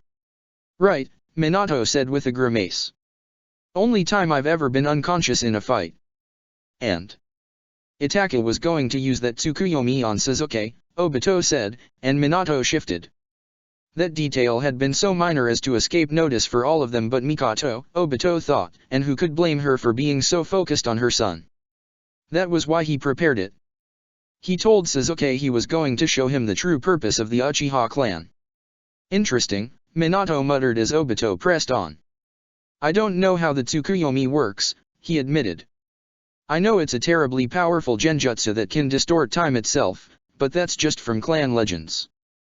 I'm not sure if it is flexible according to the user's will, or if it has to be programmed with a set illusion like other complex genjutsu. But if it's the latter. I think it's the latter, Minato mused. Or perhaps it's both. I would not be surprised. Does what you saw make you say that, Sensei? Obito asked. Minato looked almost wistful, the last look he would have expected on his sensei's face when they were talking about this. I haven't thought about it in years, Minato admitted. It didn't make as much of an impression as the rest of the night, especially since it was so short. He grinned without joy. The Kyuubi almost escaping took most of my attention. What was it? Rin cut in, and the tension in the room broke as both Obito and Minato jumped a little. She was the only one there who didn't have a first-hand memory of the night to be immersed in. Rin had only arrived afterwards along with several other medical ninja to tend to the less than half-dozen wounded that Itachi hadn't finished off. It's hard to visualize, since it was slightly surreal, Minato said, propping his head up on his knuckles. When he spoke, he did so slowly, taking great care to articulate every detail. He thought this was just as important as Obito did. I was frozen in place, high in the sky, but I could see everything below me in perfect detail, like the entire world was laid out in front of me. There was a disaster, like an earthquake and a storm and a wildfire all at once, that was raging across the entire world. It flipped over continents and burned the oceans to vapor, and I knew that that disaster was a war, the kind that would end the world without a doubt. I watched it kill everyone I knew. Literally, like time was freezing and I was at their side when it happened. My friends, my family, Kushina, and Naruto, both of you. Kakashi was there too, everyone else that I'd lost, and even my enemies. Shinobi I'd killed and those that were still alive both. The disaster tore apart every single one of them. I was left alone in an empty and destroyed world, like I was the sole survivor of the apocalypse. But then, things changed. Time turned back, and the world was restored. Everyone who died returned as well, right as they'd been before. But it was like they all had seen the same thing I had, that they understood they'd barely avoided the apocalypse. I was surrounded by everyone I'd ever known, but whether they were an enemy or a friend I only felt affection from them. The world was calm and at peace, eternally, and so was I. Minato frowned. It repeated several times, a bit different in detail but essentially the same with each repetition, and then Mikoto woke me up. That's really fucking weird, Rin muttered. Minato laughed in agreement. It was. I suppose I didn't think about it too much without the context. I thought at the time that Itachi was just inexperienced with the technique. Perhaps he'd intended to torture me by showing me all that death, but my own will brought the world back together. Now though, that's obviously naive. It doesn't look like it makes any sense to you either, Obito. Obito wasn't trying to hide how confused he was. Yeah, he admitted. But it does confirm something for me. Unless we all. He laughed. Well, we already did, but unless we misjudged Itachi even more than we did, I don't think that sort of thing would be what he'd call the purpose of the Uchiha clan. What does it even mean? Saving the world. It could, Minato said. Or remaking it. For some reason, that phrasing made Obito twitch. Mikoto's words returned to him in a rush, her face twisted in hatred and denial before him. It's all there. Our history, and our destiny. If you turn away from that, you don't belong in this clan. The stone in Naka Shrine, he thought. The secret place under the seventh mat. He'd never returned there after the argument and never given it a second thought, writing Mikoto's words off without care. But who was to say she was the only one who believed whatever was on that old rock? Ignoring it might have been a mistake. He had to follow up on that. I might have an idea about that, he said to both Minato and Rin's surprise. I'll look into it. Right now? Minato asked. When I have a moment. Why? I was about to come and find you, Minato admitted. That rumor about Kotosuke Tano turned out to be true. Oh? Obito asked. He glanced at Rin, and she jerked her head towards their sensei. So he really was trying to leave the hidden cloud then? Yeah, and in a hurry about it. He tried to leave the Land of Lightning earlier today and was detained by one of the daimyo's personal shinobi guards. He's currently being held in a border outpost by her and some of the daimyo's soldiers. The daimyo's own? Obito asked. Minato picked up a freshly drawn-up mission scroll from his desk and tossed it at Obito. Is Cloud coming to collect him? Immediately, Minato said. But you might be able to beat them there. I want you to break him out and bring him back to the village right away. He's a resource we can't pass up. Don't engage the Land of Lightning's forces or the Hidden Cloud no matter the situation, better that they recapture him than an open fight between us, alright. Obito caught the scroll and turned to Rin. Is this okay with you? He said with a grimace. Sorry our date got ruined. Rin just laughed. Believe it or not the worst I've been on, she said with a sly look. At least it wasn't boring. She stepped forward, obviously not sure of what to do at first, and then gave him a pat on the shoulder. Maybe we can go get dessert if you finish up quick enough. She smiled. Dessert would be good, Obito said, sure that he was smiling like a damn idiot. I'll try to be fast. See you both soon. He swirled into the Kamui but kept the connection to the real world open for just a moment, allowing a whisper of the outside world through. How'd the date go? He heard his sensei ask with childish glee. Rin's response was just barely audible as the Kamui finally closed up. She sounded smug. I caught a ghost. Left alone in his world, Obito started skipping north towards the Land of Lightning. He felt his mind should have been boiling over with speculation and concern, but there was a lightness to his step totally at odds with what he'd expected after seeing Itachi. He had a lead, and he had a girlfriend. As far as days went, this was almost as good as they got. Obito Sensei Chapter 57. The Revolutionary Vanguard. Sakura was in a coma until the 8th of April, and during that strange time there was little she could do but dream. She dreamt and she wondered and she thought, though it was not a guided conscious process. Her intelligence wasn't involved, it took a passive part in her dreams, recording all she saw and felt. In her dreams, Sakura was vaguely aware that she was hurt, that something had gone terribly wrong. She was also equally aware that at this point all of that was completely out of her control, so while the concern was present it did not dominate her thoughts. She was far more concerned with her friends. Were Naruto and Sasuke and Haku and Karen and Suijutsu and Ino and Hinata and Shikamaru okay? Zabuza had died, and Gaara had run, but that didn't guarantee they were safe. She didn't want Gaara's rage to be responsible for any more harm coming to them, especially not when it had been directed at her in the first place. Everything had been her fault. If she hadn't provoked him, the land of waves wouldn't have been devastated. Even if she'd let her kill him, things would probably have ended with less destruction. Since Sakura had fought Gaara at the Chunin exam, she had tried to keep her head high and her heart proud. She had built up the courage to throw herself at Itachi Uchiha without hesitation, to defect and let an entire village's hate pour down on her, to make a new version of herself in the mold that Rain required so that she could find out the truth about herself and the shinobi system and what really had happened to Fu, a sweet girl who she'd only known for one day but who still had left an impression on her. She had done her best to never let herself feel small or worthless. But in that coma, so hurt that her body wouldn't wake up and so consumed with guilt that her mind went in endless circles debating the same questions again and again, Sakura felt small and worthless again in a visceral manner that had become unfamiliar to her. She pondered Gaara countless times, the hatred and malice that consumed him and how those horrible things had been curated by the hidden sand in pursuit of a strategic objective. Sakura had felt pity for him when she and Fu had been talking the night before the attack on Waterfall, but now she was sure that pity had been misaimed. Gaara had been transformed into a weapon, a broken knife as she'd envisioned, and had torn the heart out of Fukamai City. Because Gaara was a weapon, he'd probably been told to do it.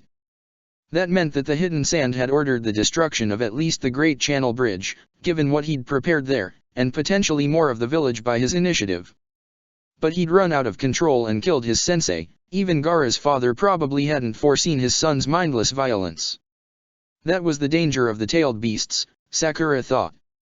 Even the people who knew their power best underestimated the destruction they could unleash. If they didn't, the Kaze Cage never would have released his son into waves. The country had been helpless, the same kind of helplessness she'd felt when Gaara had ripped her sword out of her grasp. Sakura hated that feeling. A ninja should never feel like they'd run out of options when their weapon was taken away. She'd grown too reliant on her sword and now it was gone, an instant universal karma. Tenten would rightfully berate her for that. There was a reason her best friend didn't rely on a single weapon to fight but tried to master all of them. The best way she could prevent that feeling from striking her again would be if her sword couldn't be taken away. The only sword that couldn't be taken away was herself. A ninja wasn't meant to be a tool, but when their only purpose was violence, what choice could they have? It was naive to think otherwise. It was the same principle as a Jinchuriki. The power of human sacrifice. But the tailed beasts went even farther. You didn't need a sword to fight a sword, but because waves hadn't had a Baijuyu of their own, sand had not hesitated to destroy them with one. Rain must have felt the same fear if they really had stolen Fu, though that was seeming less and less likely. Sakura was positive after seeing what Gaara was fully capable of that the only way to deter a tailed beast was a tailed beast of your own, an assurance of a challenge or, in the worst case, mutual destruction. Sakura had been ignorant to that kind of terror. When Itachi had told her he'd been sent by Rain, she had refused to believe it, but it now made perfect sense to her.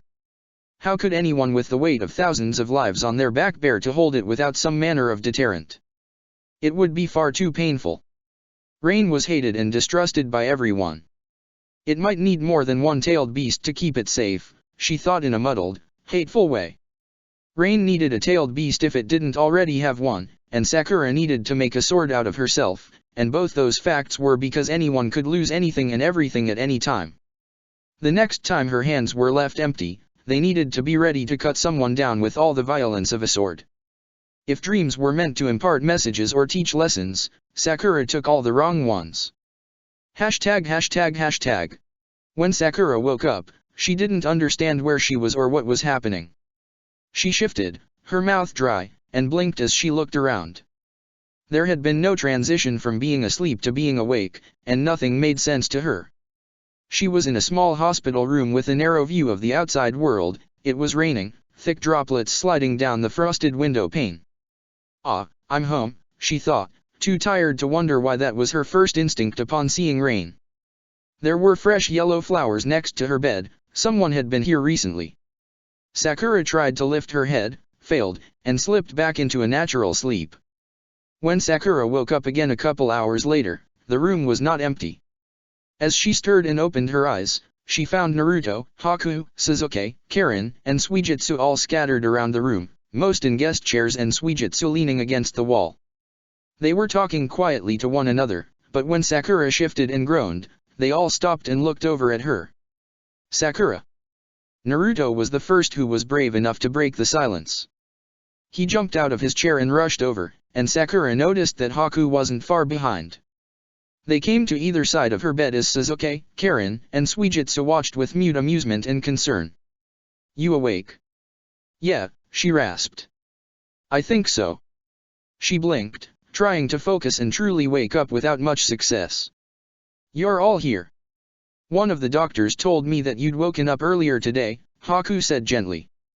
Sakura looked over at him blearily and the look in his eyes made her blink again, sharpening the world up a little. Haku looked exhausted, there were huge dark circles under his eyes, and his hair was far from the perfectly combed art piece it usually was. "So we gathered in case it happened again. Kabuto's still on his shift, else he'd be here too," Naruto said, looking down at her with an uncertain smile. He looked a bit like Haku, Sakura thought. It didn't look like he'd been sleeping much. Had they been keeping watch after her? "It's been a couple days since we got back. Are you feeling okay? The doctor said that you were pretty much good to go, but you went through so much crap your body needed time to basically get everything working again." Sakura grunted, trying to move. Her arms and legs responded to her, though they were sluggish, and that bit of movement made her heart speed up and the world become clearer. Her entire body ached inside and out, like her existence was a bruise, but she was definitely alive and in one piece. Hadn't there been a hole in her shoulder? "My arm," she said with a sigh, the words a whisper. "Doesn't hurt. I thought it would." She took in a sharp breath. "Sasuke? Yours." Sasuke lifted up his right arm, and to Sakura's shock it was in perfect shape like the rest of him. "Just fine," he said. "Naruto took care of us before we got back. He put you back together." "Ah." Sakura shifted back to Naruto. "Thanks, Naruto," she said, feeling she was incapable of putting her gratitude into words. Thank you."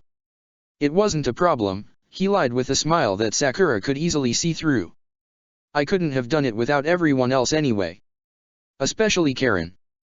Plus, Haku was the one who saved you in the first place." "Sorry," Sakura said. She closed her eyes, shame boiling her chest.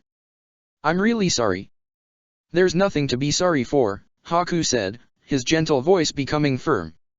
"You did your best, and delayed Gaara until Master Zabuza could drive him off. You should never apologize for that, Sakura." In her dreams, Sakura had been sure Haku would blame her. The lack of it threw her so off balance that she could only lie there, her eyes closed and her chest tight. She had no idea how to respond, so she could only nod her head. "So everyone else is okay?" she eventually managed. "Of course," Haku said, as if they hadn't all almost died. "We returned to the nation 3 days ago, it's the evening of the 8th. She'd been asleep for that long." Sakura tried to sit up, realized she just wasn't up to the task, and sank back down into the bed. She'd never been unconscious for that long before. Naruto hadn't been exaggerating about how messed up she'd been. He must have pulled off a miracle for her to still be alive. "You should know, you were inducted into the Akatsuki yesterday," Haku continued. "Maybe it was bad luck to spend your first day as a member unconscious, but the Omekage did not want to delay until you were awake. Sakura opened her eyes. She stared at Haku, then at Naruto, who gave her an enthusiastic thumbs up, and then at Haku again. Sasuke, Suijutsu, and Karen had been talking to each other, a mumbled background noise, but they stopped at her reaction, and Suijutsu chuckled. "What?" she asked eloquently. "Well, it's not official until you accept, of course," Haku said. "You have a choice in the matter." He grinned, perhaps a little coyly at her. "But it's a tremendous honor, so many would wonder why you refused it." Sakura's mind was racing. She was an Akatsuki member? The transition was too shocking for her to fully comprehend. To go from the nightmare of the land of waves to that in the blink of an eye weren't pieces her mind could put together. What had she done? How had this happened? There had been no interrogation, no grand ceremony, apparently, she was just in. "If you want to accomplish your mission and go home, Sakura Haruno, your goal should be joining the Akatsuki." It was an unfamiliar voice from a conversation that Sakura couldn't remember happening, but she was sure it was real nonetheless. Why was she just confused instead of happy? Didn't she want to go home? "I'm confused," she said frankly. Naruto laughed. "Yeah, it's been a confusing couple days," he said with a grin. "I woke up the day after we got back, and Haku talked to me and Sasuke about it then." "Because we came here together?" Sakura asked. Naruto nodded. "Yeah," he said, looking back to Sasuke and seeing if he wanted to add anything. Sasuke just shrugged, and Naruto stuck out his tongue at him. "He wanted to see if you'd accept, but you were still asleep, so." "You recommended me?" Sakura asked, looking up at Haku. "Why?" "For your courage and dedication," Haku said, like it was self-evident. "You've always understood the Akatsuki and its goals, Sakura. Sometimes even better than me, even though I'm already a member." His fist clenched at his side, but his face remained kind. "Do you remember what happened after the bridge collapsed?" Sakura did. She remembered her blinding agony, the sensation of half of her body falling apart and blood rushing out of her and leaving behind ice. The feeling of clutching Haku's hand, saying anything that came to her mind to keep him from going, overwhelmed by the terror of dying alone and in pain. "We've already lost too much. Please, don't go." Had that been genuine, or desperation? Sakura honestly couldn't remember. "Barely," she said with a wince. "I told you not to go. You kept a clearer head than me, despite your injuries," Haku said. The conviction in his voice almost made Sakura believe it.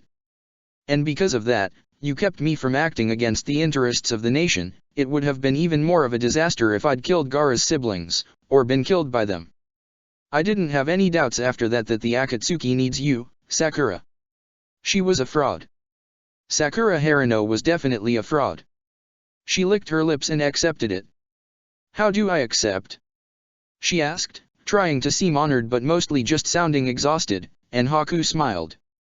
"There will be a meeting of the Akatsuki on the 12th, he said. "If you're interested, we can go together.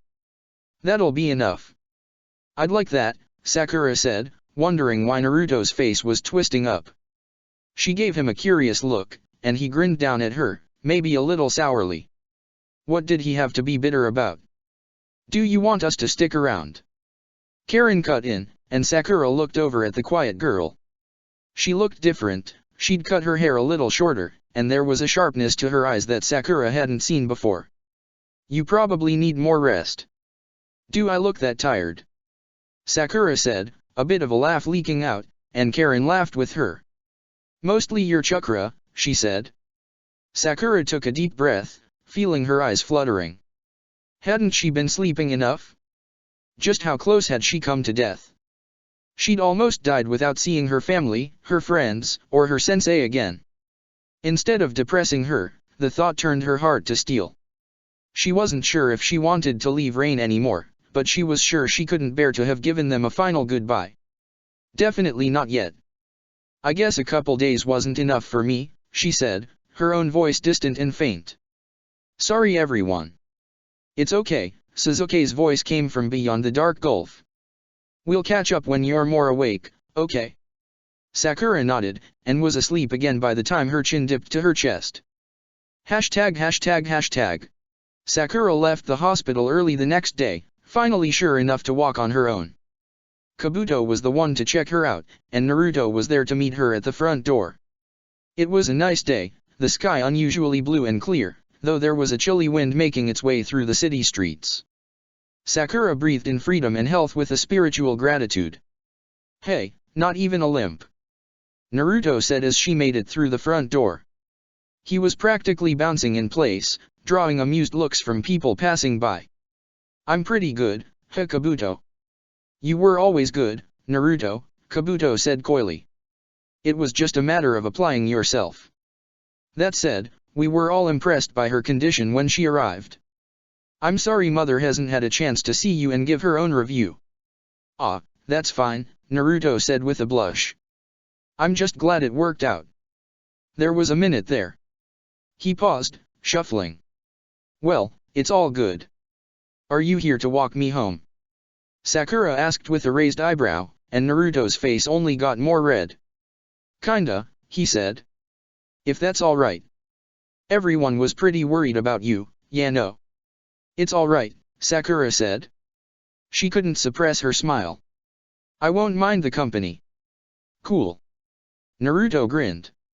They set off, waving goodbye to Kabuto, and plunged into the twisting streets of Omegakure. There was food and people and noise everywhere, the village more lively than ever. Omegakure had only grown in the year Sakura and her team had spent there. It was so large as to escape easy categorization between a hidden village and a full city. Sakura had heard that nearly 1 million people called it home now. "You look great," Naruto said. "I mean like, healthy." Sakura looked over at him with a dubious look. She'd seen just how pale she was in a mirror before she'd left. "How messed up was I, really?" she said as Naruto skipped ahead around a gaggle of gossiping women wearing long red head dresses. "All the doctors told me I was mostly fixed up by the time I got to the hospital." "Really bad," Naruto said, his face falling for a second. "You were all torn up from Gaara and the bridge. Everyone thought you were going to die, I think." "But not you," Sakura said, trying to make it sound a bit like a joke. Naruto went with it, cracking a grin. "I knew you'd be too stubborn to die," he said, and Sakura laughed. "I wasn't worried for a second." "Liar," she said with a mean grin. "Maybe a little," Naruto shot back. "But I'm serious. Even if you get..." His smile cracked, but he didn't stop himself. "Even if you get stabbed in the heart or something, I'll get you back up. That's why I became a medic, you know." Sakura stared at him, the rogue thought that had dominated her mind when Naruto had saved her from Gaara reemerging with an echo. "He's so damn cool." He really was. Naruto had always been incredibly cool from day one. Sakura had always known and at first been intimidated by that, but he'd come into his own in Rain. His confidence had come at least in part from his parents before, but now it was all him. He was someone who could throw back a Jinchuriki and perform life-saving procedures in the same minute and with the same relentless determination. How many lives had he saved in waves besides just her own and Hinata's? Sakura was sure she couldn't count them. Weird, complicated feelings that she wasn't really comfortable with welled up inside her as she looked over at the guy who'd literally given up everything but his best friend to follow her to another country. Naruto stared back at her without comprehension. "Too weird?" he asked. She giggled. "No, sorry," she said, brushing her hair back. "I'll do my best not to get stabbed." "You better," he huffed. "It's too bad that Gaara got away." "Yeah," Sakura said. "I hope we never see him again." "It wasn't your fault," Naruto said suddenly, and Sakura jumped. "What he did, I mean. You kept apologizing in the hospital, but you better not have been talking about that." Sakura paused at a busy intersection and Naruto stopped with her. A shinobi behind them almost bumped into them before he jumped up and jogged across the wall to get around them. "I antagonized him." "You told him to fuck off," Naruto said flatly. "Anything he did after that was his own fault." Sakura didn't respond because she didn't have anything intelligent to say. Even if she knew Naruto was right, she couldn't shake the feeling that there was something different she could have done that would have led Gaara away from his rampage. Maybe if she had given herself up, she would have died in the place of thousands.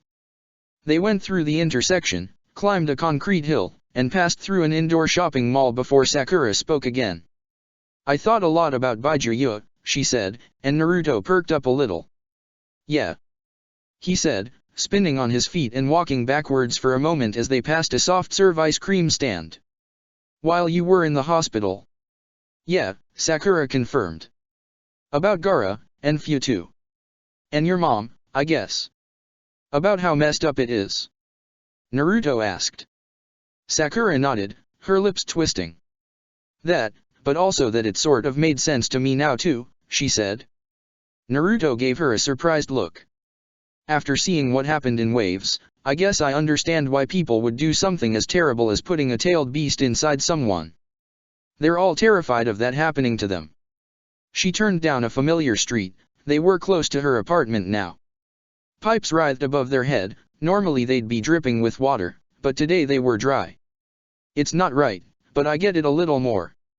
That's all. I get what you mean, I think, Naruto said, before dropping his voice a little. But do you think Rain was scared too? Absolutely, Sakura said, and she meant it. I'm looking forward to that meeting. I'm wondering what I'll find out. Even what isn't said could mean a lot. It's pretty cool, Naruto said. That you're in the Akatsuki now and all. I mean, they're super respected. Are you gonna get a cloak, or something else? Sakura blinked. She truly hadn't given a single thought as to how she'd show her membership. I don't know. She said with a laugh. What do you think? Could I pull off a full cloak? I think so. Naruto said enthusiastically. Plus, when you get another sword, you could hide it really easily beneath it. You should talk to Sasuke and Haku about it though, they're both a lot better at, dressing than me. That's a good idea. They reached the entrance to her apartment building, and Sakura paused. Though I'm not sure if I'm gonna replace my sword. What? Naruto asked. But it's your thing. I've still got my knife from Ino. And I'll probably get a sword, Sakura said. But I think I was relying too much on my sword. I'm gonna try some other stuff. She shifted. And I was thinking about something else in the hospital. The mission, you know. Yeah, Naruto said. I figured you would be. He hesitated. Sakura, if it, like. I got an idea, Sakura said, cutting him off before he could say something he might regret. I've got no idea if it'll work, but I'm gonna talk to the Omekage about it. I guess it's been kinda. She rapped her forehead twice. Bouncing around in there for a while.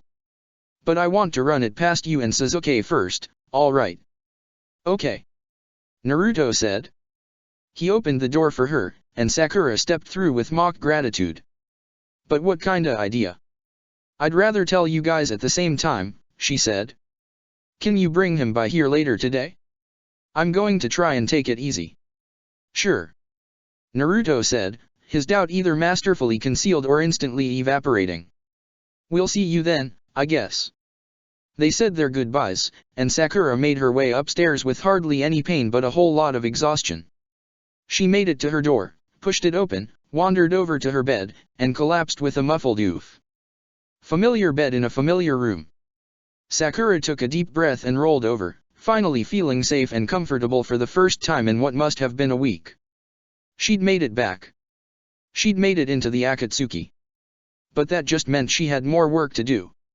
She fetched a once-used journal and a never-used pencil from her desk, lay back, and started to write. She needed to put her whirling thoughts down perfectly on paper, both because they were a mess and because it was very possible she'd only have one opportunity to speak them. ####. The next several days of Sakura's life passed as they normally did in between missions.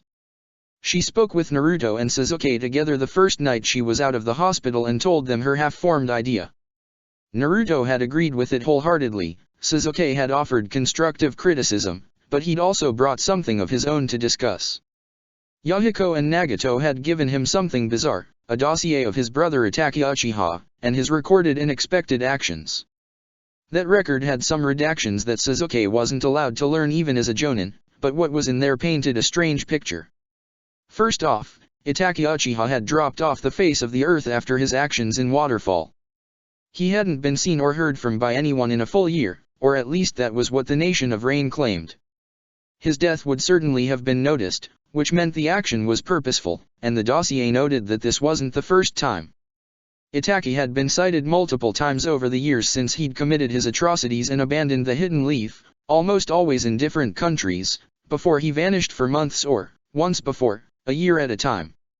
There wasn't much rhyme or reason to his actions, but the packet did note something that Sakura and Sasuke both found interesting. Itachi apparently had no interest in the minor countries besides Waterfall, including Rain.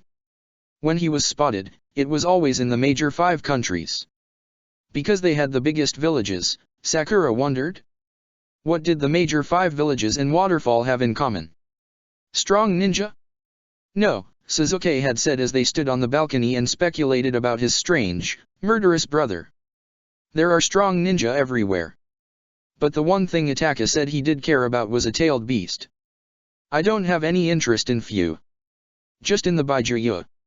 If I could have one and not the other, I would. Itachi had claimed the beast was for Rain, but what if he'd told the truth and a lie? The timing of the docket and Sakura becoming an Akatsuki member was obvious to them. Team 7 as a whole thought that the Omekage were trying to signal as best they could that they'd been framed. But that's exactly what the guilty would say, and the redacted parts of the docket taunted them with thick black ink. They'd been so thoroughly blocked out that even Sasuke's Sharingan couldn't make out the truth. They didn't have all the pieces, but they were close, Sakura decided. The Akatsuki meeting might give her the last bit of context she needed, if they discussed things of import at them. Which, given the Akatsuki's position and power, they obviously did. She spent the days after that regaining her strength, training, and trying out new techniques. Sakura didn't do it alone, she grabbed a different training partner each day, cycling through Naruto and Kabuto, Sasuke, and Suijutsu, and then Haku and Karin. Naruto and Kabuto gave her back her confidence, Sasuke and Suijutsu showed her that after her training to master the flowing water blade most water jutsu were trivial for her, and Haku and Karin sent her in a different direction entirely. Are you trying to reinvent yourself again? Haku asked, and Sakura stopped hurling shards of hail-sharpened water at the concrete wall of the training court. It was an idea she'd struck on after considering the shotgun blasts of Sand Gaara had nearly blown her apart with. The principles of ice jutsu that Haku had taught her over the year was a combination of water and wind, both supremely effective at generating piercing chakra, though still behind lightning. The ice also helped keep the water chakra in one piece, and so Sakura had begun trying to use it as a projectile, sheathing kunao in water and hail and throwing them. They were slower than a normal knife because of the weight, but their destructive power went way up. The holes in the concrete was a testament to that. But yeah, she admitted, staring down and glaring at the wall. But it's too slow for a real fight. Your speed would increase, Haku said, sitting down next to her. He had returned to his beautiful, perfectly composed self after Sakura had left the hospital, though Sakura was sure that he always seemed just a little melancholy now. Whether she was projecting or not, Zabuza's death would hang around him forever now.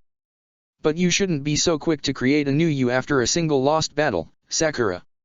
I don't want to lose again, Sakura said, trying to sound determined instead of petulant. And I lost my sword anyway. My knife is a good backup weapon, but my Hyaurius Wiccan wasn't enough in a real dash. Sakura.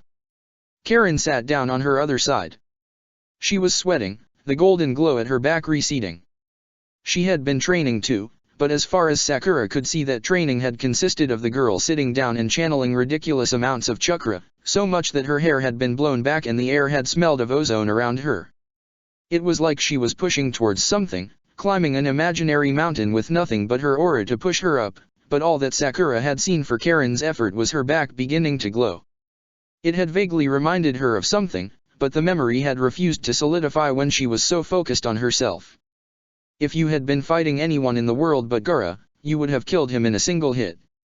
That's not true, Sakura pointed out somewhat wryly. I could never take down Obito Sensei with this sort of thing. Are you planning to take down your former sensei? Haku asked with a faint smile, and Sakura laughed and shook her head. Not that you should judge your jutsu by their ability to take down someone who's world famous for being invincible. I've seen him get hit, Sakura said, before she made an expression that couldn't decide if it was a grin or a grimace. Technically, I stabbed him myself once, though I wasn't in my body at the time. She waved off Haku's curiosity and Karen's alarmed look. Long time ago. Mind control jutsu. But I guess that is the competition I'm putting myself against.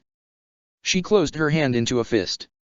If I run into Gaara again, he'll definitely try to kill me. I have to be able to kill him first. You probably can't, Haku said frankly, and Sakura flinched. At least not like he was, not with any jutsu you could come up with. Master Zabuza harmed him by sneaking up on him, you'd be best served doing the same. I've thought about that, Sakura said truthfully. If it did come to it, it would have to be a sneak attack. She curled her hand into a claw and focused, and a vibrant green raisonnan swirled into existence above her clenched fingers, gently bobbing up and down. You can do that too? Karen asked with obvious surprise, and Sakura nodded. All of us can, she said, and Karen looked impressed. Sakura was surprised it hadn't come up in a whole year, but that was the case for plenty of trivia. Karen probably didn't know what her favorite food was either. When Gaara took my sword, I thought about it for a second, but I didn't want to get close to him, so I used my knife instead. I've been wondering how I could combine them for a long time. I've used some of the principles of the Rasengan's rotation to increase the blade's cutting power, but I feel like I'm missing something obvious. You are, Haku said, staring down at the Rasengan. But it's equally obvious why. You're not arrogant enough. You need to copy Sasuke. Sorry. Sakura asked, and Haku held his hand out. May I? He asked, and when Sakura uncertainly nodded, he held his hand right over the Rasengan, cupping it. Sakura started sweating. Haku, it could blow your hand off if I lose control. She muttered, but Haku didn't flinch. But you won't lose control, he said. Your chakra control is your most powerful weapon, Sakura. He moved his hand closer, and Sakura focused on keeping the Rasengan stable, gripping her arm with her other hand as she regulated the flow of chakra. Look. Barely a centimeter away, and I can't feel it at all. I could keep my hand here all day and not suffer at all. He looked into Sakura's eyes as he said it, and she felt her face flush. Haku's face was just too damn sincere. What are you getting at? She said, and Haku grinned, moving his other hand under Sakura's, encompassing the Rasengan from both sides. This jutsu is pure shape manipulation, which is very similar to your flowing water blade already, he said, his tone more instructive and less intimate. Especially back when you first started and could not transmute your own chakra into water. But now that you can transmute your chakra into both water and hail, seeing the flowing water blade as just something you put on a sword is immature. He closed his hand, actually touching the bottom of Sakura's, and she jerked. The Rasengan whipped away, leaving behind a torrent of chakra but not slamming into Haku's hand. He continued, unperturbed. So what exactly is stopping you from generating a water Rasengan? I couldn't, Sakura said instantly, before she even had a reason. It's already such a complicated jutsu. When Sasuke tried, he almost blew off his arm. Lightning and fire are volatile elements, Haku said patiently. But water can be gentle as well as violent. It would be easier to work with. It could work, Karen said with a blink, and Sakura turned to her. That jutsu and your sword feel very similar, Sakura. You could easily combine them. Into what? She asked, feeling that her imagination was completely insufficient for what her two friends were proposing. A bomb, like Sasuke's. You're a master at making your water cut, Karen said. And the Rasengan doesn't necessarily need to be a sphere. As she pondered, her eyes grew distant. If you're worried about shape manipulation, you could make it a disc. It would keep the centrifugal force that you use to help bind it, but the compressed chakra would be incredibly dangerous. Talking to a sensor or someone who could see chakra about this sort of thing was weird, Sakura found. They always made it sound so simple, but the idea of containing the explosive force of the Rasengan inside a small circle instead of a broad sphere seemed completely impossible for her, it would probably just burst out of control and cut her in half if she were unlucky. It would spin out of control, she said, and Karen nodded quietly, her face screwed up in concentration. You could let it, she said eventually, and Sakura and Haku both stirred. Let it. Let part of it spin out of control, Karen continued, trying to carefully articulate her idea. Your chakra control might be advanced enough for that. If you opened a gap in the disk's control, the water blade could spew out. The smaller the area, the higher the pressure the water that emerges could exert. That could be a water raise non. Sakura and Haku stared at her, and Karen blushed. I think about this stuff a lot, she said, flustered. I feel people's jutsu all the time, you know. I'm just not very good at, well, doing it myself. My chakra control isn't very good. That's. Sakura started to say, looking down at her hand. That might be genius, Karen. I could try something like that. Right now? Karen asked. Sakura shook her head. No, I want to try something else first. She focused, and water welled up around her hand like a wet glove. I think you're both right. I need to make something new, but it's also silly of me to think I need my sword to use the flowing water blade. It's just a crutch, in the end. She stood up. I'm a ninja and a swordswoman. I need to show that I'm both. Excellent, Haku said, standing up as well. Would you like to spar? I'd love to see your first attempt. If you go easy on me, Sakura said jokingly. Karen returned to his exercises, and Sakura and Haku sparred. He didn't go easy on her, as usual, the older boy won. The next day, at noon on the 12th, Sakura was wondering what sort of outfit a new Akatsuki member who hadn't yet received their uniform was supposed to wear. She paced nervously, and eventually settled for something official-looking, dark blue clothes and her flak jacket, the same kind of thing she would wear on a mission where she wasn't expecting to fight. It made her stand out as a chunin, but your rank as a ninja wasn't supposed to matter in the Akatsuki, from what she understood. Plus, she'd have Haku to look to as an example, that thought helped calm her nerves. She made her way through the city in torrential rain. The clear days from earlier in the week were a distant memory, but the rain was comforting to Sakura. A Megakure relied on it in so many ways, and being surrounded by water made her feel, both literally and metaphorically, in her element.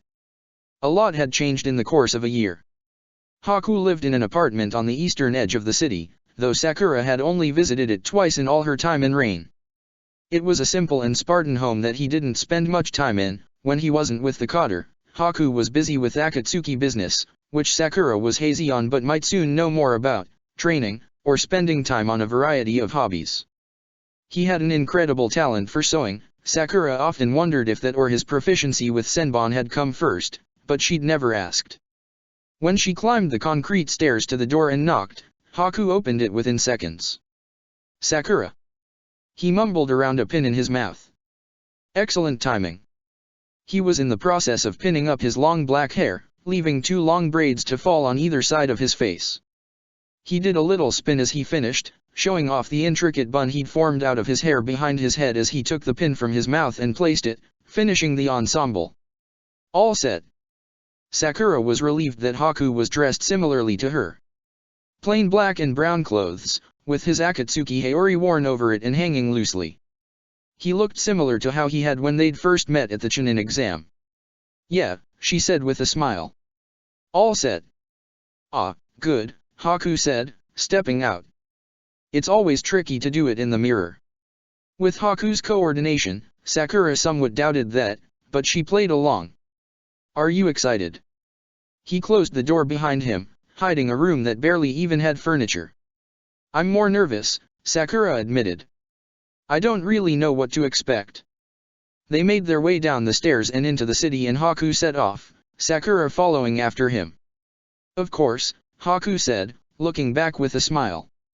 Well, I promise it is not too intimidating. Most of the meetings of the Akatsuki are rather informal. Usually, we spend time together socially, and then meet in a shorter and more official capacity. Socially? Sakura asked with some surprise. The Akatsuki had never really seemed like a social group to her, but it also intentionally cultivated mystique in the hidden rain. People in the Akatsuki got bowed heads and whispers if they showed their colors in public.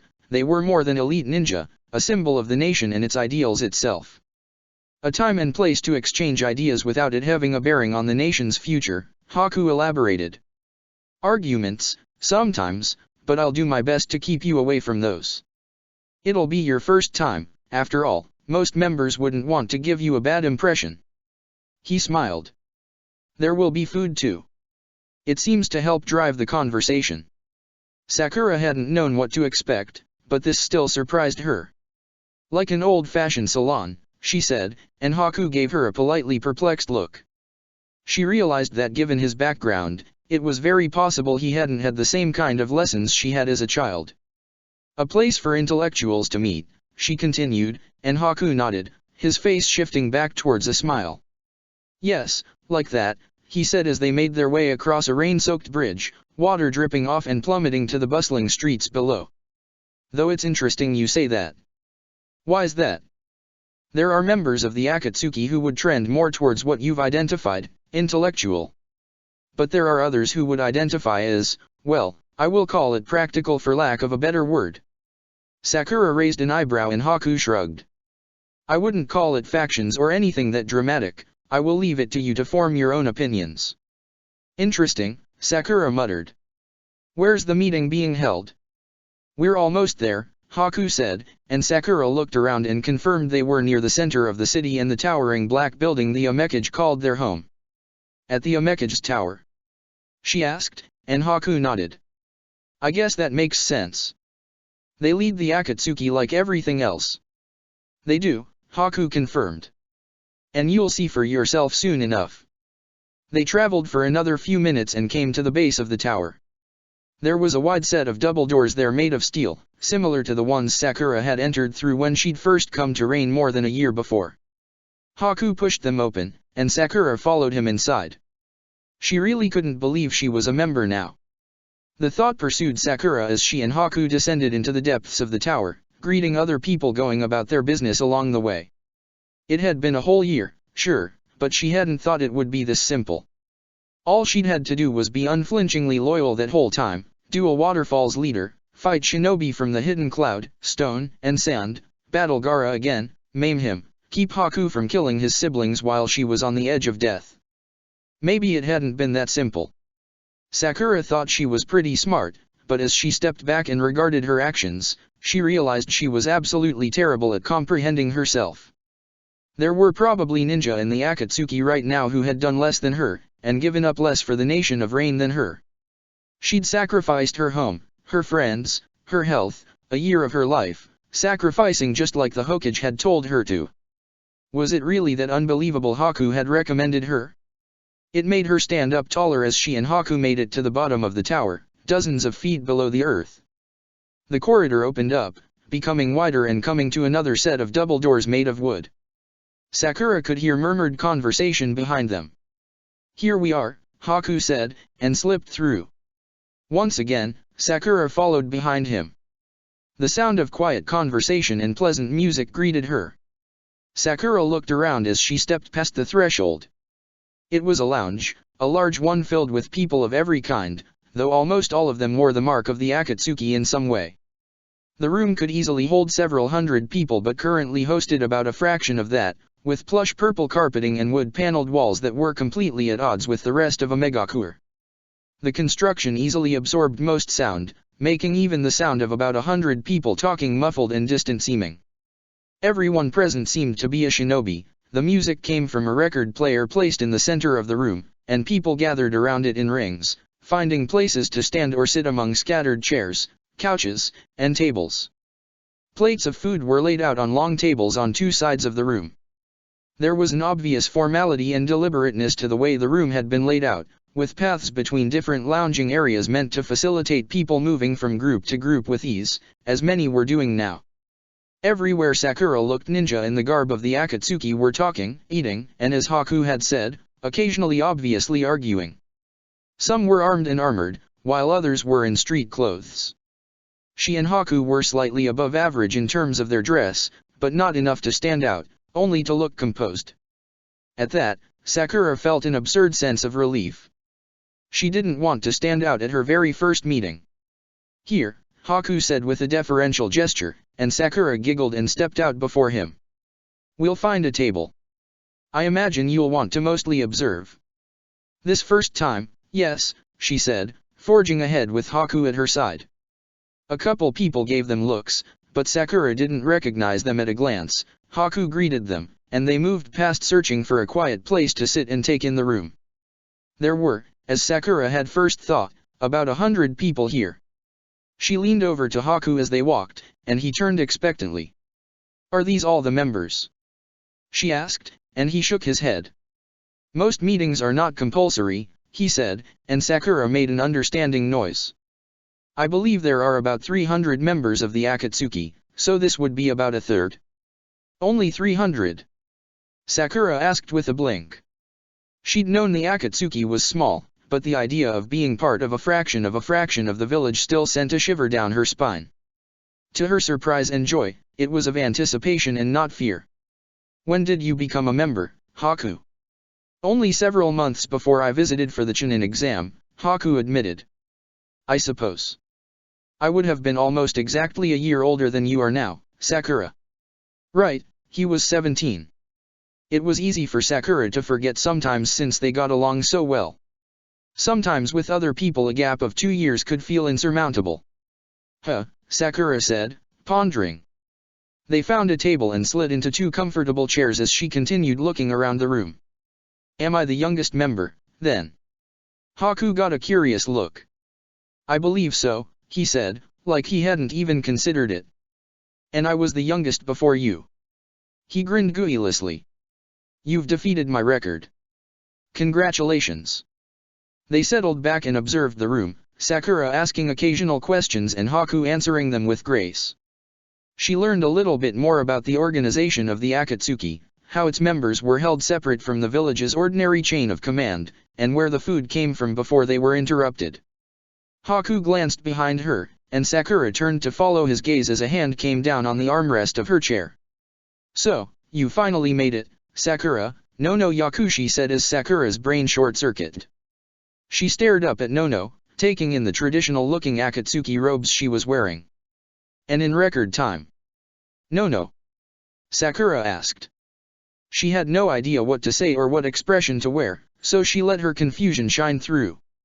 "You're a member too?"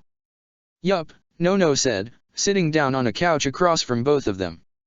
"Why are you two skulking over here?" "I thought Sakura would want to observe things at first," Haku said pleasantly, and Nono nodded. "It can be a little overwhelming," she said as Sakura tried to compose her thoughts. "Yes," she agreed. "Why didn't you tell me?" "You never asked," Nono said plainly, and Sakura had to laugh at the truth of it.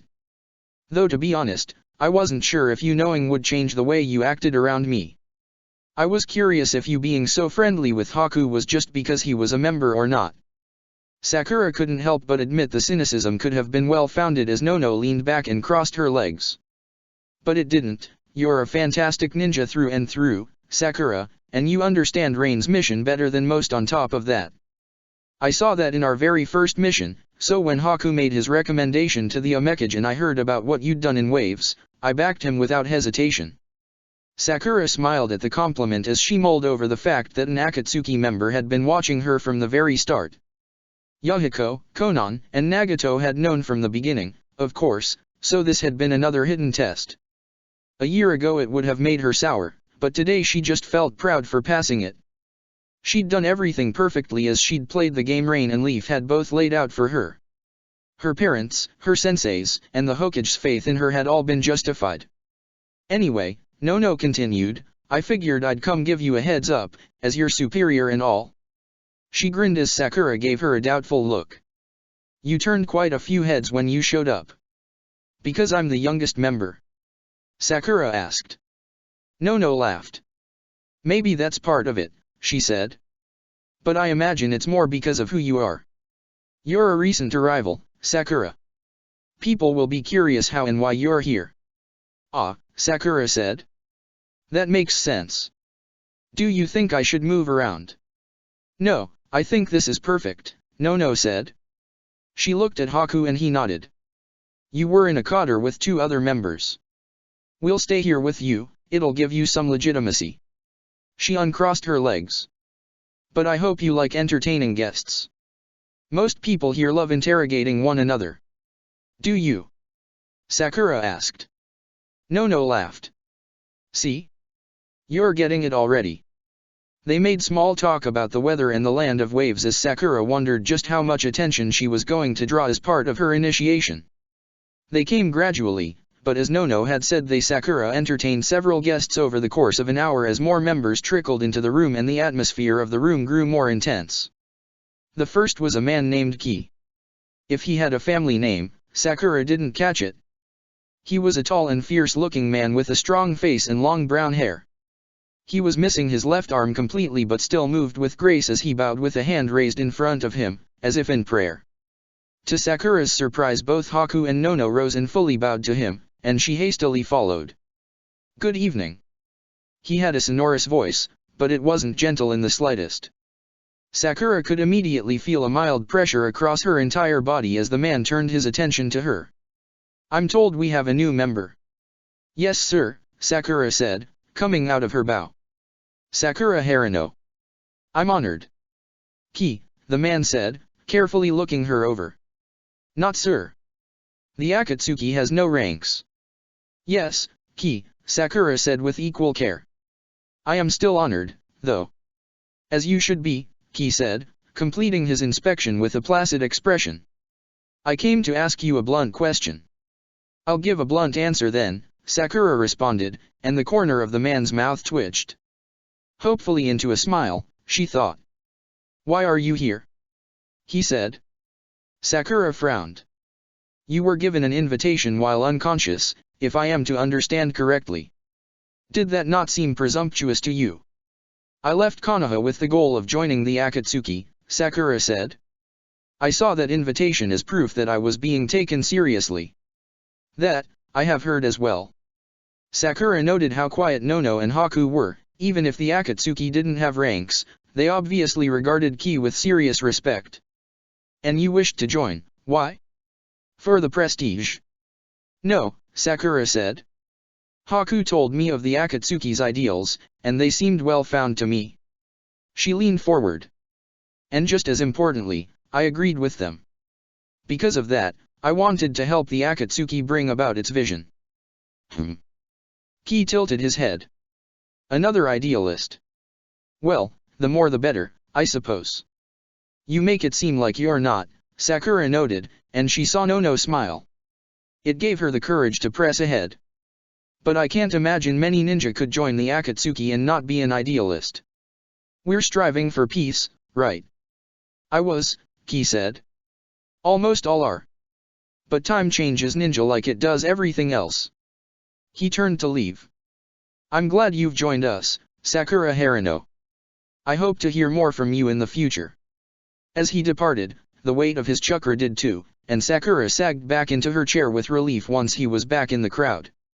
He seems intense, she said, and Haku laughed as he sat down as well. Ki was a member of the original Akatsuki, he said, and Sakura started at the implications of that. He's been there since the beginning. Wow, Sakura said, and Nono picked up where Haku left off. I'm sure your answer amused him, she said with a grin, and Sakura turned to her. Why? Did they seem naive? She asked. Nono shook her head. No, anything but. But Ki has seen the Akatsuki evolve, and he's sacrificed a lot for its future. She tapped her left arm. He was one of the people who confronted Hanzo the Salamander in the end, only he, Nagato, and Konan walked away from that battle. You didn't fight Hanzo, you started suffocating and then suddenly exploded. Sakura shook away the past with more questions.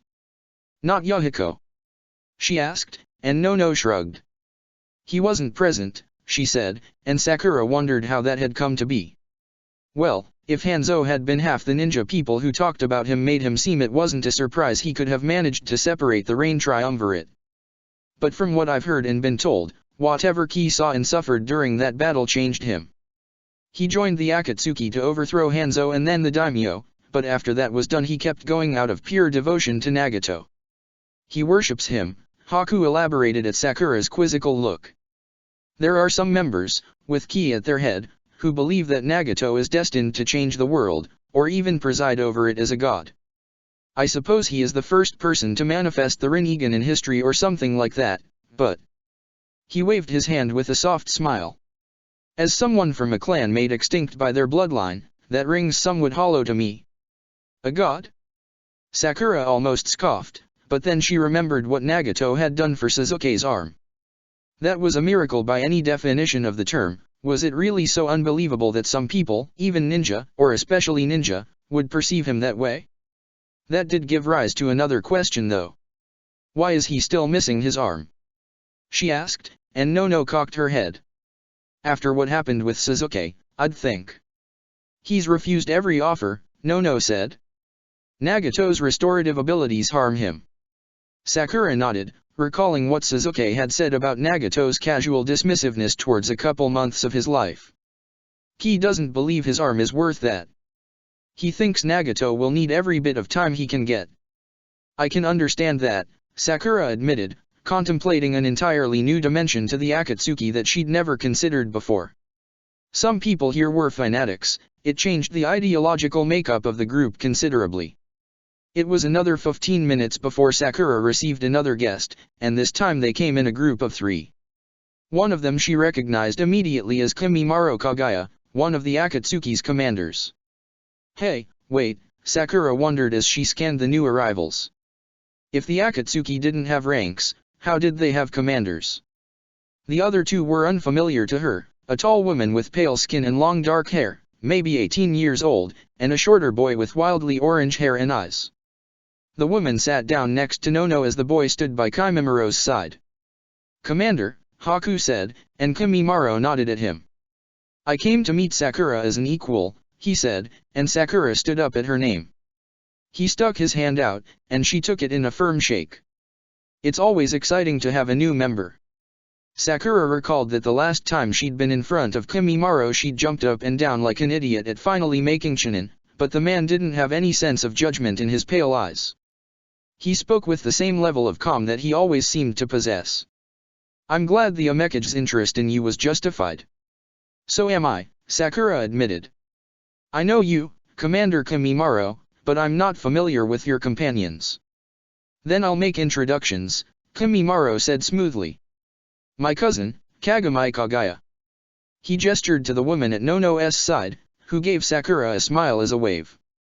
She seemed eager, and the name was familiar. Hadn't Kagami been the woman Naruto had been sent to get on that mission where he'd fought some shinobi from stone?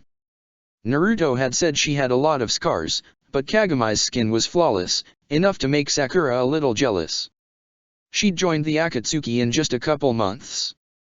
The Kagaya must have really taken to Rain's message. Kimimaro continued. And my companion, Yugo. The boy with orange hair and eyes was about Sakura's age, which confused her for a moment. He wasn't wearing any of the marks of the Akatsuki, was he a member? He must have noticed her double take, because Yugo smiled after a moment. I'm not a member, he said, and Sakura cocked her head. Merely a guest. Well, it's still nice to meet you, Sakura said, offering her hand. Yugo took it as Kimimaro had, and his hand was abnormally warm, his skin rough. Sakura withdrew and bowed to Kagami. And you as well, Kagami. The pleasure is mutual, Kagami said with a grin. I heard you are one of Naruto's teammates. From back in the Leaf, I mean. I am, Sakura said, wondering where this was going. Kagami nodded with a thoughtful look. He saved my life, she said, and Sakura blinked. She hadn't heard that from him, only that he'd finally figured out how to use medical jutsu. What else hadn't he told her? And gave me the opportunity to have a new life here. She laughed. I haven't really been brave enough to thank him myself. I think I probably gave him a bad impression when we first met. Would you be able to pass on my thanks? I could, but he'd probably appreciate it more coming from you, Sakura said, and Kagami blushed. No way. To her shock, Sakura felt smoldering jealousy bloom in her chest. I'm sure, Kagami said. So, this is your first meeting. Yeah, Sakura confirmed, shaking off the feeling. Though to tell the truth, I've mostly just been watching. I wasn't sure where or how to step in. Oh, wherever you can, Kagami said. There's been a question going around today, so I imagine that's what most people are discussing. She smiled. Not about you, she continued, and Sakura wondered if she was that obvious. What's the question? Sakura asked. This time, Haku spoke up. It's related to both the land of waves and lightning, he said. Sakura sat up, her vision overcome with devastation. Oh. Both are in periods of transition, Kagami said. I haven't had much to offer there. I spent most of my time before I came here in minor countries and then in the land of stone, which is pretty stable. Indeed, Haku said. We heard of both while we were in waves, Sakura. The Fukamai family, and lightning's new daimyo. Right, Sakura said, concentrating. There were rumors about lightning having a new daimyo, and waves being replaced for his poor job. So the question is about replacing daimyo. No shock there. The Akatsuki was more than familiar with that. Precisely, Kagami said. That and the transition of power. She scooted forward. I've heard from a couple people that some members of the Akatsuki helped put lightning's new daimyo in place. What? Sakura asked, recalling the rumors. But I heard he was a militarist. And a paranoid one too. Someone told us that he was asking people to renounce their citizenship in other nations. She wondered, not for the first time, who had taken care of that for her here in Rain. Was she even an official citizen, or did she still legally reside in Fire? Weird. And besides, does the Akatsuki operate that independently? We do, Kimimaro said, his voice sudden and clear. The Akatsuki and its members are valued for their independence. It is well within any member's right to pursue its goals as they see fit. But you're a commander, Sakura said, and Kimimaro tilted his head. So there's some level of organization. Ninja just running around doing whatever they want in the name of the Akatsuki would end in a total mess. True, he said with a faint smile. There are 3 commanders, myself, Ki, and Yahiko. Any initiatives must meet with our approval to receive official backing. All of you? Sakura asked. Kimimaro glanced at Nono and Kagami so quickly that Sakura barely noticed it. No, he said. Only ones. So Kagami heard about the daimyo of lightning from you, Sakura said. It wasn't a question, and Kimimaro acknowledged that with a nod. She did, he said, and Kagami looked a little embarrassed. What would be the reason for helping promote someone into a position of power like that if they probably would perceive Rain as an enemy? Sakura asked. Kimimaro regarded her with his pale eyes, but she could see the spark of interest behind them. At his side, Yugo shuffled his feet, looking between the two of them. He looked somewhat nervous, though Sakura couldn't imagine why. What would your assumption be? Kimimaro asked. Sakura looked around for a lifeline, but Haku just gave her a smile and a shrug. Well, I'm sure most of the daimyo already see the Akatsuki as a threat to them, considering what happened to Rains, she said, trying to move slowly and build her thoughts as she went. So if Rain were to make a move like this, actually, how, exactly, did the Akatsuki support the new daimyo? Not openly, I assume. We assisted him in court politics, Kimimaro said smoothly, by secretly abetting in the burial of incriminating material and placing it at the previous daimyo's feet. Ah, so there's 2 things then, Sakura said, glad she'd asked. Rain both can rely on the new daimyo to act aggressively, and they can potentially blackmail him if it comes to it. Well done, Kimimaro said. The hidden cloud is too far away to move aggressively without Rain becoming aware of it, since even ninja will be noticed when they make large-scale movements, and they don't have much taste for civilian politics regardless. So the daimyo's aggressiveness will more likely be directed to their immediate neighbors. Like Konoha? Sakura almost asked, but she kept her face placid. Kimimaro observed her lack of reaction, and then continued. Considering the land of fires and the hidden leaf's obvious strength, Cloud would be suicidal to openly challenge them. That would direct the daimyo's attention to the land of frost, which lacks a meaningful shinobi military of its own, and the land of water and the hidden mist beyond that. That, I understand. I don't understand how that is to the Akatsuki's advantage, Sakura said, torn between fascination and distaste. This was how things worked between countries, she thought, but she didn't necessarily like it. The Akatsuki she'd envisioned in her head had been above this sort of thing, but maybe that had been naive. What kind of peace was Kimimaro talking about? Haku finally spoke up. The hidden mist was a terrible place, and many in rain came from it. He hesitated. Like Master Zabuza. Because of that, there is a substantial group within the Akatsuki and the village itself who wish to bring the revolution there before anywhere else. It's doable too, Nono said. Mist is weak and looking for powerful friends. If they end up in a stupid war because of a fur-eaten daimyo's ambitions, rain is the first they would look to.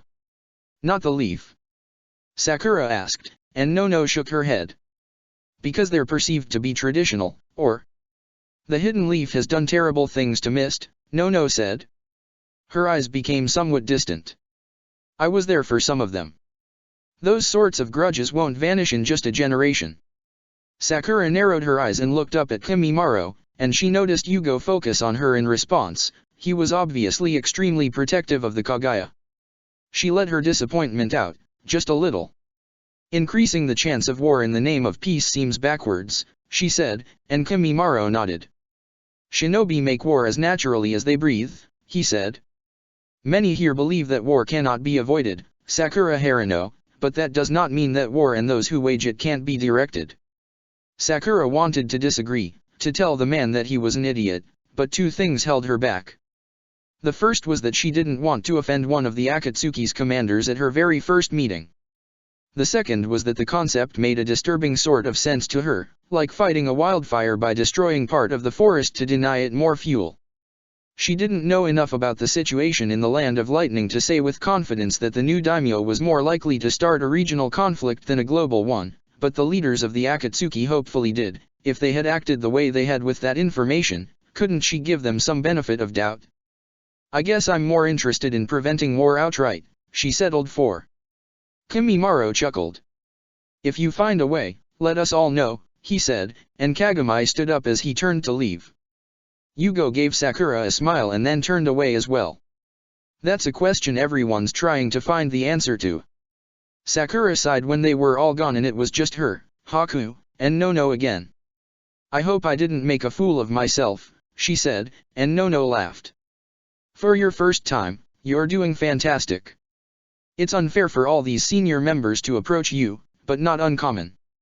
It's their way of showing the Omekage that they take their decisions seriously, I suppose. They were talking about the transition of power, but we didn't get to that, Sakura mused. I wonder what the general mood is. I imagine it's that power follows power, Haku said, and Sakura glanced at him, waiting for some elaboration. Like we talked about long ago, Sakura, shinobi provide violence, and daimyo provide stability. In waves, the Fukamai family provided the most stability, so now they are being looked to instead of the daimyo. In lightning. He bit his lip, which was unbearably cute. Well, I guess time will tell there. If the daimyo makes things less stable, his power will wane, and that may provide an opportunity for others. You didn't know about that? Sakura asked, and he shook his head. No, Haku confirmed. I didn't suspect, either.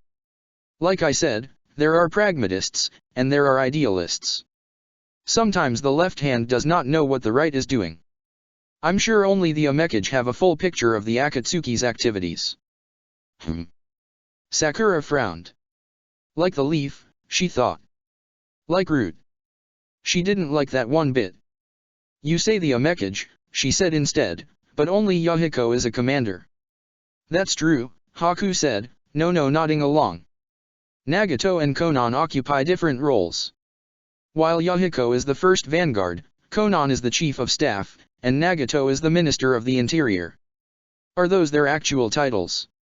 Sakura asked, a little amused, and Haku nodded. The chief of staff and minister of the interior were positions in the daimyo's government that were passed to the Akatsuki, he said, but Yahiko's title is unique. He was the Akatsuki's first founder, even if his friends were at his side from the beginning. It's a little redundant though, Sakura laughed, and Haku laughed with her. Well, he said. Someone has to be at the front of the front. She couldn't disagree with that, so Sakura chatted with Haku and Nono as they all kept an eye out for other visitors. However, none came, and after 15 minutes or so the doors opened for the final time. Sakura watched as Yahiko, Nagato, and Konan entered as one, all in the full garb of the Akatsuki. The room quieted with their arrival, conversation dying down as everyone took notice. Two ninja followed after them, a man and a woman, each carrying a large scroll. They took up positions in either corner of the room and laid the scrolls out as they pulled out a variety of writing implements, obviously getting ready to record something. Now what? Sakura asked. Nono and Haku stood up and she followed their example. The room was gravitating toward the omekage, people taking seats in concentric rings around them. With rapid speed an ad hoc parliament was forming with the leaders of Rain at the center. It was obvious to Sakura a more directed discussion was about to begin, but the structure was a mystery to her. Now, we get to the actual meeting, Haku said. He gave her a coy look. Feel free to speak, anyone is allowed. But if you do, pick your words carefully. Usually, most will stay silent. Sakura, Haku, and Nono took a seat on the periphery in the fourth ring of shinobi that had formed around the omekage. She felt out of place, surrounded by intense people with some idea of why they were there. It was the first time that had happened since she'd made the new version of herself. With that disquieting realization, the meeting began. Obito Sensei Chapter 58. Fleeting Minutes. April 12, 1988. Minutes of the meeting of the Akatsuki of Omegakure. Top secret. Double copy. Draft record. All omekage present. One new member present, Sakura Harano, Chunin. One discussion of the events in the Land of Waves. Yahiko. It's definitely a tragedy, but the implications are more complicated. There are two things we need to consider, I think. What Sand has done and what it means for them and their Jinchuriki, and the effect this will have on the continental economy, especially trade, for both shinobi and non-shinobi sources. On the first, this will reduce Sand's reliability across the world. Even if it's a polite fantasy, shinobi are expected to destroy things with meaning, but their tailed beast's rampage was apparently random, even if it did destroy their expected target. Konan. The Great Channel Bridge. Yahiko. Yes, and much of the city's industry. Such unpredictable actions will create impressive negative shifts among the more conservative shinobi of the world, not just in Wave's neighbors, and generate more concern, anxiety, even fear. That will breed considerations of another kind, the crux of which will be, I think, to lower expectations, to increase doubt and suspicion and a reliance on native shinobi. This will advance the disintegration of village alliances, especially those held by Sand. It would be shocking for Leaf to maintain the alliance after this, no matter their military value. Konoha's reputation is worth infinitely more than those who would leave Med Ninja unleashed. Of course, this will also unfortunately increase attention on us. The Akatsuki are proposing and willing to build a new world, to destroy the old basis, which naturally heightens paranoia. It may be that those who truly oppose a new order are a minority, but as we are always reminded that minority retains impressive command of the majority with their manipulation of the shinobi economy. Right now, the villages still cannot survive without the economic assistance and stimulus of the various daimyo's governments. Nagato. Which brings us to the second point. Yahiko. Precisely. The Land of Waves was a long-standing experiment, I would say. The Nation of Rain's shift towards a traditional construction, military, and bureaucracy in the last several years has netted us both gains and losses. It was perceived as a departure from our more radical actions and the daimyo's usurpation, which granted us the benefits of open diplomacy and even an invitation to an inter-village chunin exam. In other words, our dismantling of novel structures and renouncing radicalism were perceived as forced steps which brought us more in line with the other villages, into something more comfortable to them. There is a grain of truth to this, but only to a degree. Obviously we had something different in mind when we formulated those policies and shifted the presentation of the Akatsuki. We were willing to do such a thing because more economic systems that were not reliant on shinobi were emerging in the wake of the Third War, with Waves among them. When we removed the Gato Corporation, which was so badly stunting its growth and stealing its wealth for its own, the country blossomed, an economic hub that had no want or need for ninja. Until now. Even that was done out of a consideration of internal needs, of course, but it is more important that people see it in Wave's continued resilience as proof that shinobi should not be required to build a strong country or economy. Kimimaro Kagaya. But now it is obvious that this was a project born of naivete. Yahiko. The Akatsuki shouldn't go that far. The Land of Waves will rebuild and continue to provide an example, especially with our assistance. It is certainly a setback though. Sand's actions have proven to us and the world that so long as shinobi exist, a shinobi-less economy is impossible, the exact same principle as ninjutsu. Even those who abhor ninja must hire or produce them to protect themselves from other ninja. Because of that, the Nation of Rain's shift towards a more traditional structure will benefit us here as well. We can begin to play the role of arbiter of the other villages more openly now that our military strength has increased, and expand our defensive and economic alliances with minor countries like Waves. This omnipresence will further our strategic goals and cement our position as a great power on par with the 5 villages. Konan. This may be the time to move on Sand more aggressively. Rain as a 6th village has always unsettled existing powers. It signals an expansion of the world and a destabilization of something that has only just become a comfortable status quo. The villages are still young in the grand scheme, after all. However, with Sand becoming more unreliable and Rain more reliable among a variety of shinobi villages, it could be more comfortable for them to be seen as transitioning to a minor village and Rain replacing it. The Nation of Rain surely outstrips them in wealth, population, military might, and all things that villages are measured by. Nagato. Sand has a Jinchuriki, and a tremendously powerful and destructive one. While Rain lacks an asset such as that, it will not be considered a great power. Konan. We have Nagato. That is worth more than any Jinchuriki in military strength, and the other villages may already recognize that, depending on their level of intelligence. The Nation of Rain's ascension could not be questioned. Key. The Rinnegan is doubtlessly known to at least the Hidden Leaf, given their connection to Jiraiya the Toad Sage.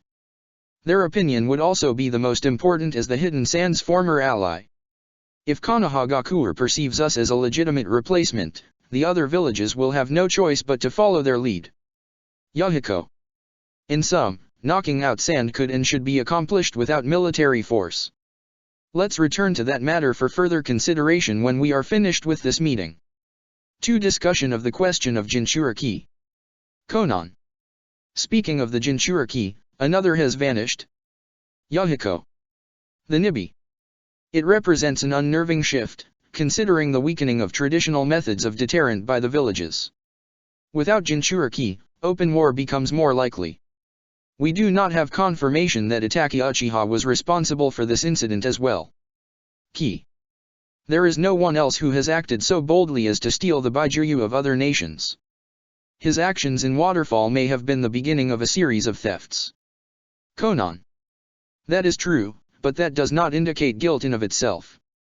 The Sanbai disappeared long ago without indication that Itachi Uchiha was responsible for its vanishing, especially given what his age would have been at the time. It is difficult to believe he would have held an ambition like that so close and for so long. The motivation is also suspect. No one has been able to ascertain if Itachi Uchiha is a rational actor or moving without a purpose. Even after a year in his supposed possession, the Nanabi has not reappeared. Yahiko. It is possible Itachi Uchiha is simply destroying them to remove their power from the villages. If he is the cause, he has targeted the Hidden Mist, Waterfall, and now Cloud, all villages that could threaten the Hidden Leaf's military supremacy with their tailed beasts. Perhaps he is acting out of loyalty to Konohagakure in some way. Nagato. He killed too many for that to be believable for me. There are shinobi who would sacrifice anything, but half one's own clan simply for the sake of deniable acts over the course of many years is simply too far even for one such as that. Yahiko. It would solidify the Hidden Leaf's military might over the rest of the world. Konoha's shinobi forces are the largest and most prestigious among all the villages. In all of history, there has never been a stronger or larger village. Current estimates put them at over 15,000 active shinobi with another 5,000 in reserve. That is nearly equivalent to the hidden rain, sand, and stone combined. But with only one Jinchuriki, their capabilities on the offense are limited against those with other Jinchuriki. Nagato. Do not forget that the fourth Hokage is mighty enough to render those ordinary considerations obsolete. Ki. Like yourself. Nagato. More than myself. Minato Namikaze's terror is known and respected worldwide. In comparison, I am merely a myth. All the shinobi of the world fear challenging Konoha solely for the dread of challenging its Hokage. He is beyond even the power of tailed beasts. Konan. I concur. It would be foolish of Konoha to violently attempt to disarm the other villages when their strategy so far has been to form détentes backed by their existing overwhelming strength. Yahiko. So you would contend that Itachi Uchiha is acting without meaning or direction? Nagato. No, but his meaning is beyond us. If he is targeting the Jinchuriki, he is targeting them opportunistically, and for a purpose that either holds no foundation or has a very deep and dangerous one. There is nothing in between for men such as that. Konan. He is still being hunted by us, but of course there has been no progress there. A rogue element is a particularly dangerous thing. His actions have turned the attention of the world to a Megakuer while providing it no commensurate benefit. It's a powerful reminder to us that all actions, even the ones we do not take, affect us equally. If Itachi Uchiha has stolen the Nibi, he's pulled the carpet out from under the Nation of Rain once more. Just as we took blame for the Nanabi, we will likely take up presumed guilt for the disappearance of Ujito Nii. The hidden cloud could react. Ki. We will have to wait. If we acted proactively, they would know we were aware of her disappearance, and attention would turn to the spies there. It is a miracle that we got anyone close to their Jinchuriki when the rest of the village has remained so impenetrable. It would also seem an obvious deflection to prematurely turn the blame to another. Their suspicion and aggression would increase. Nagato.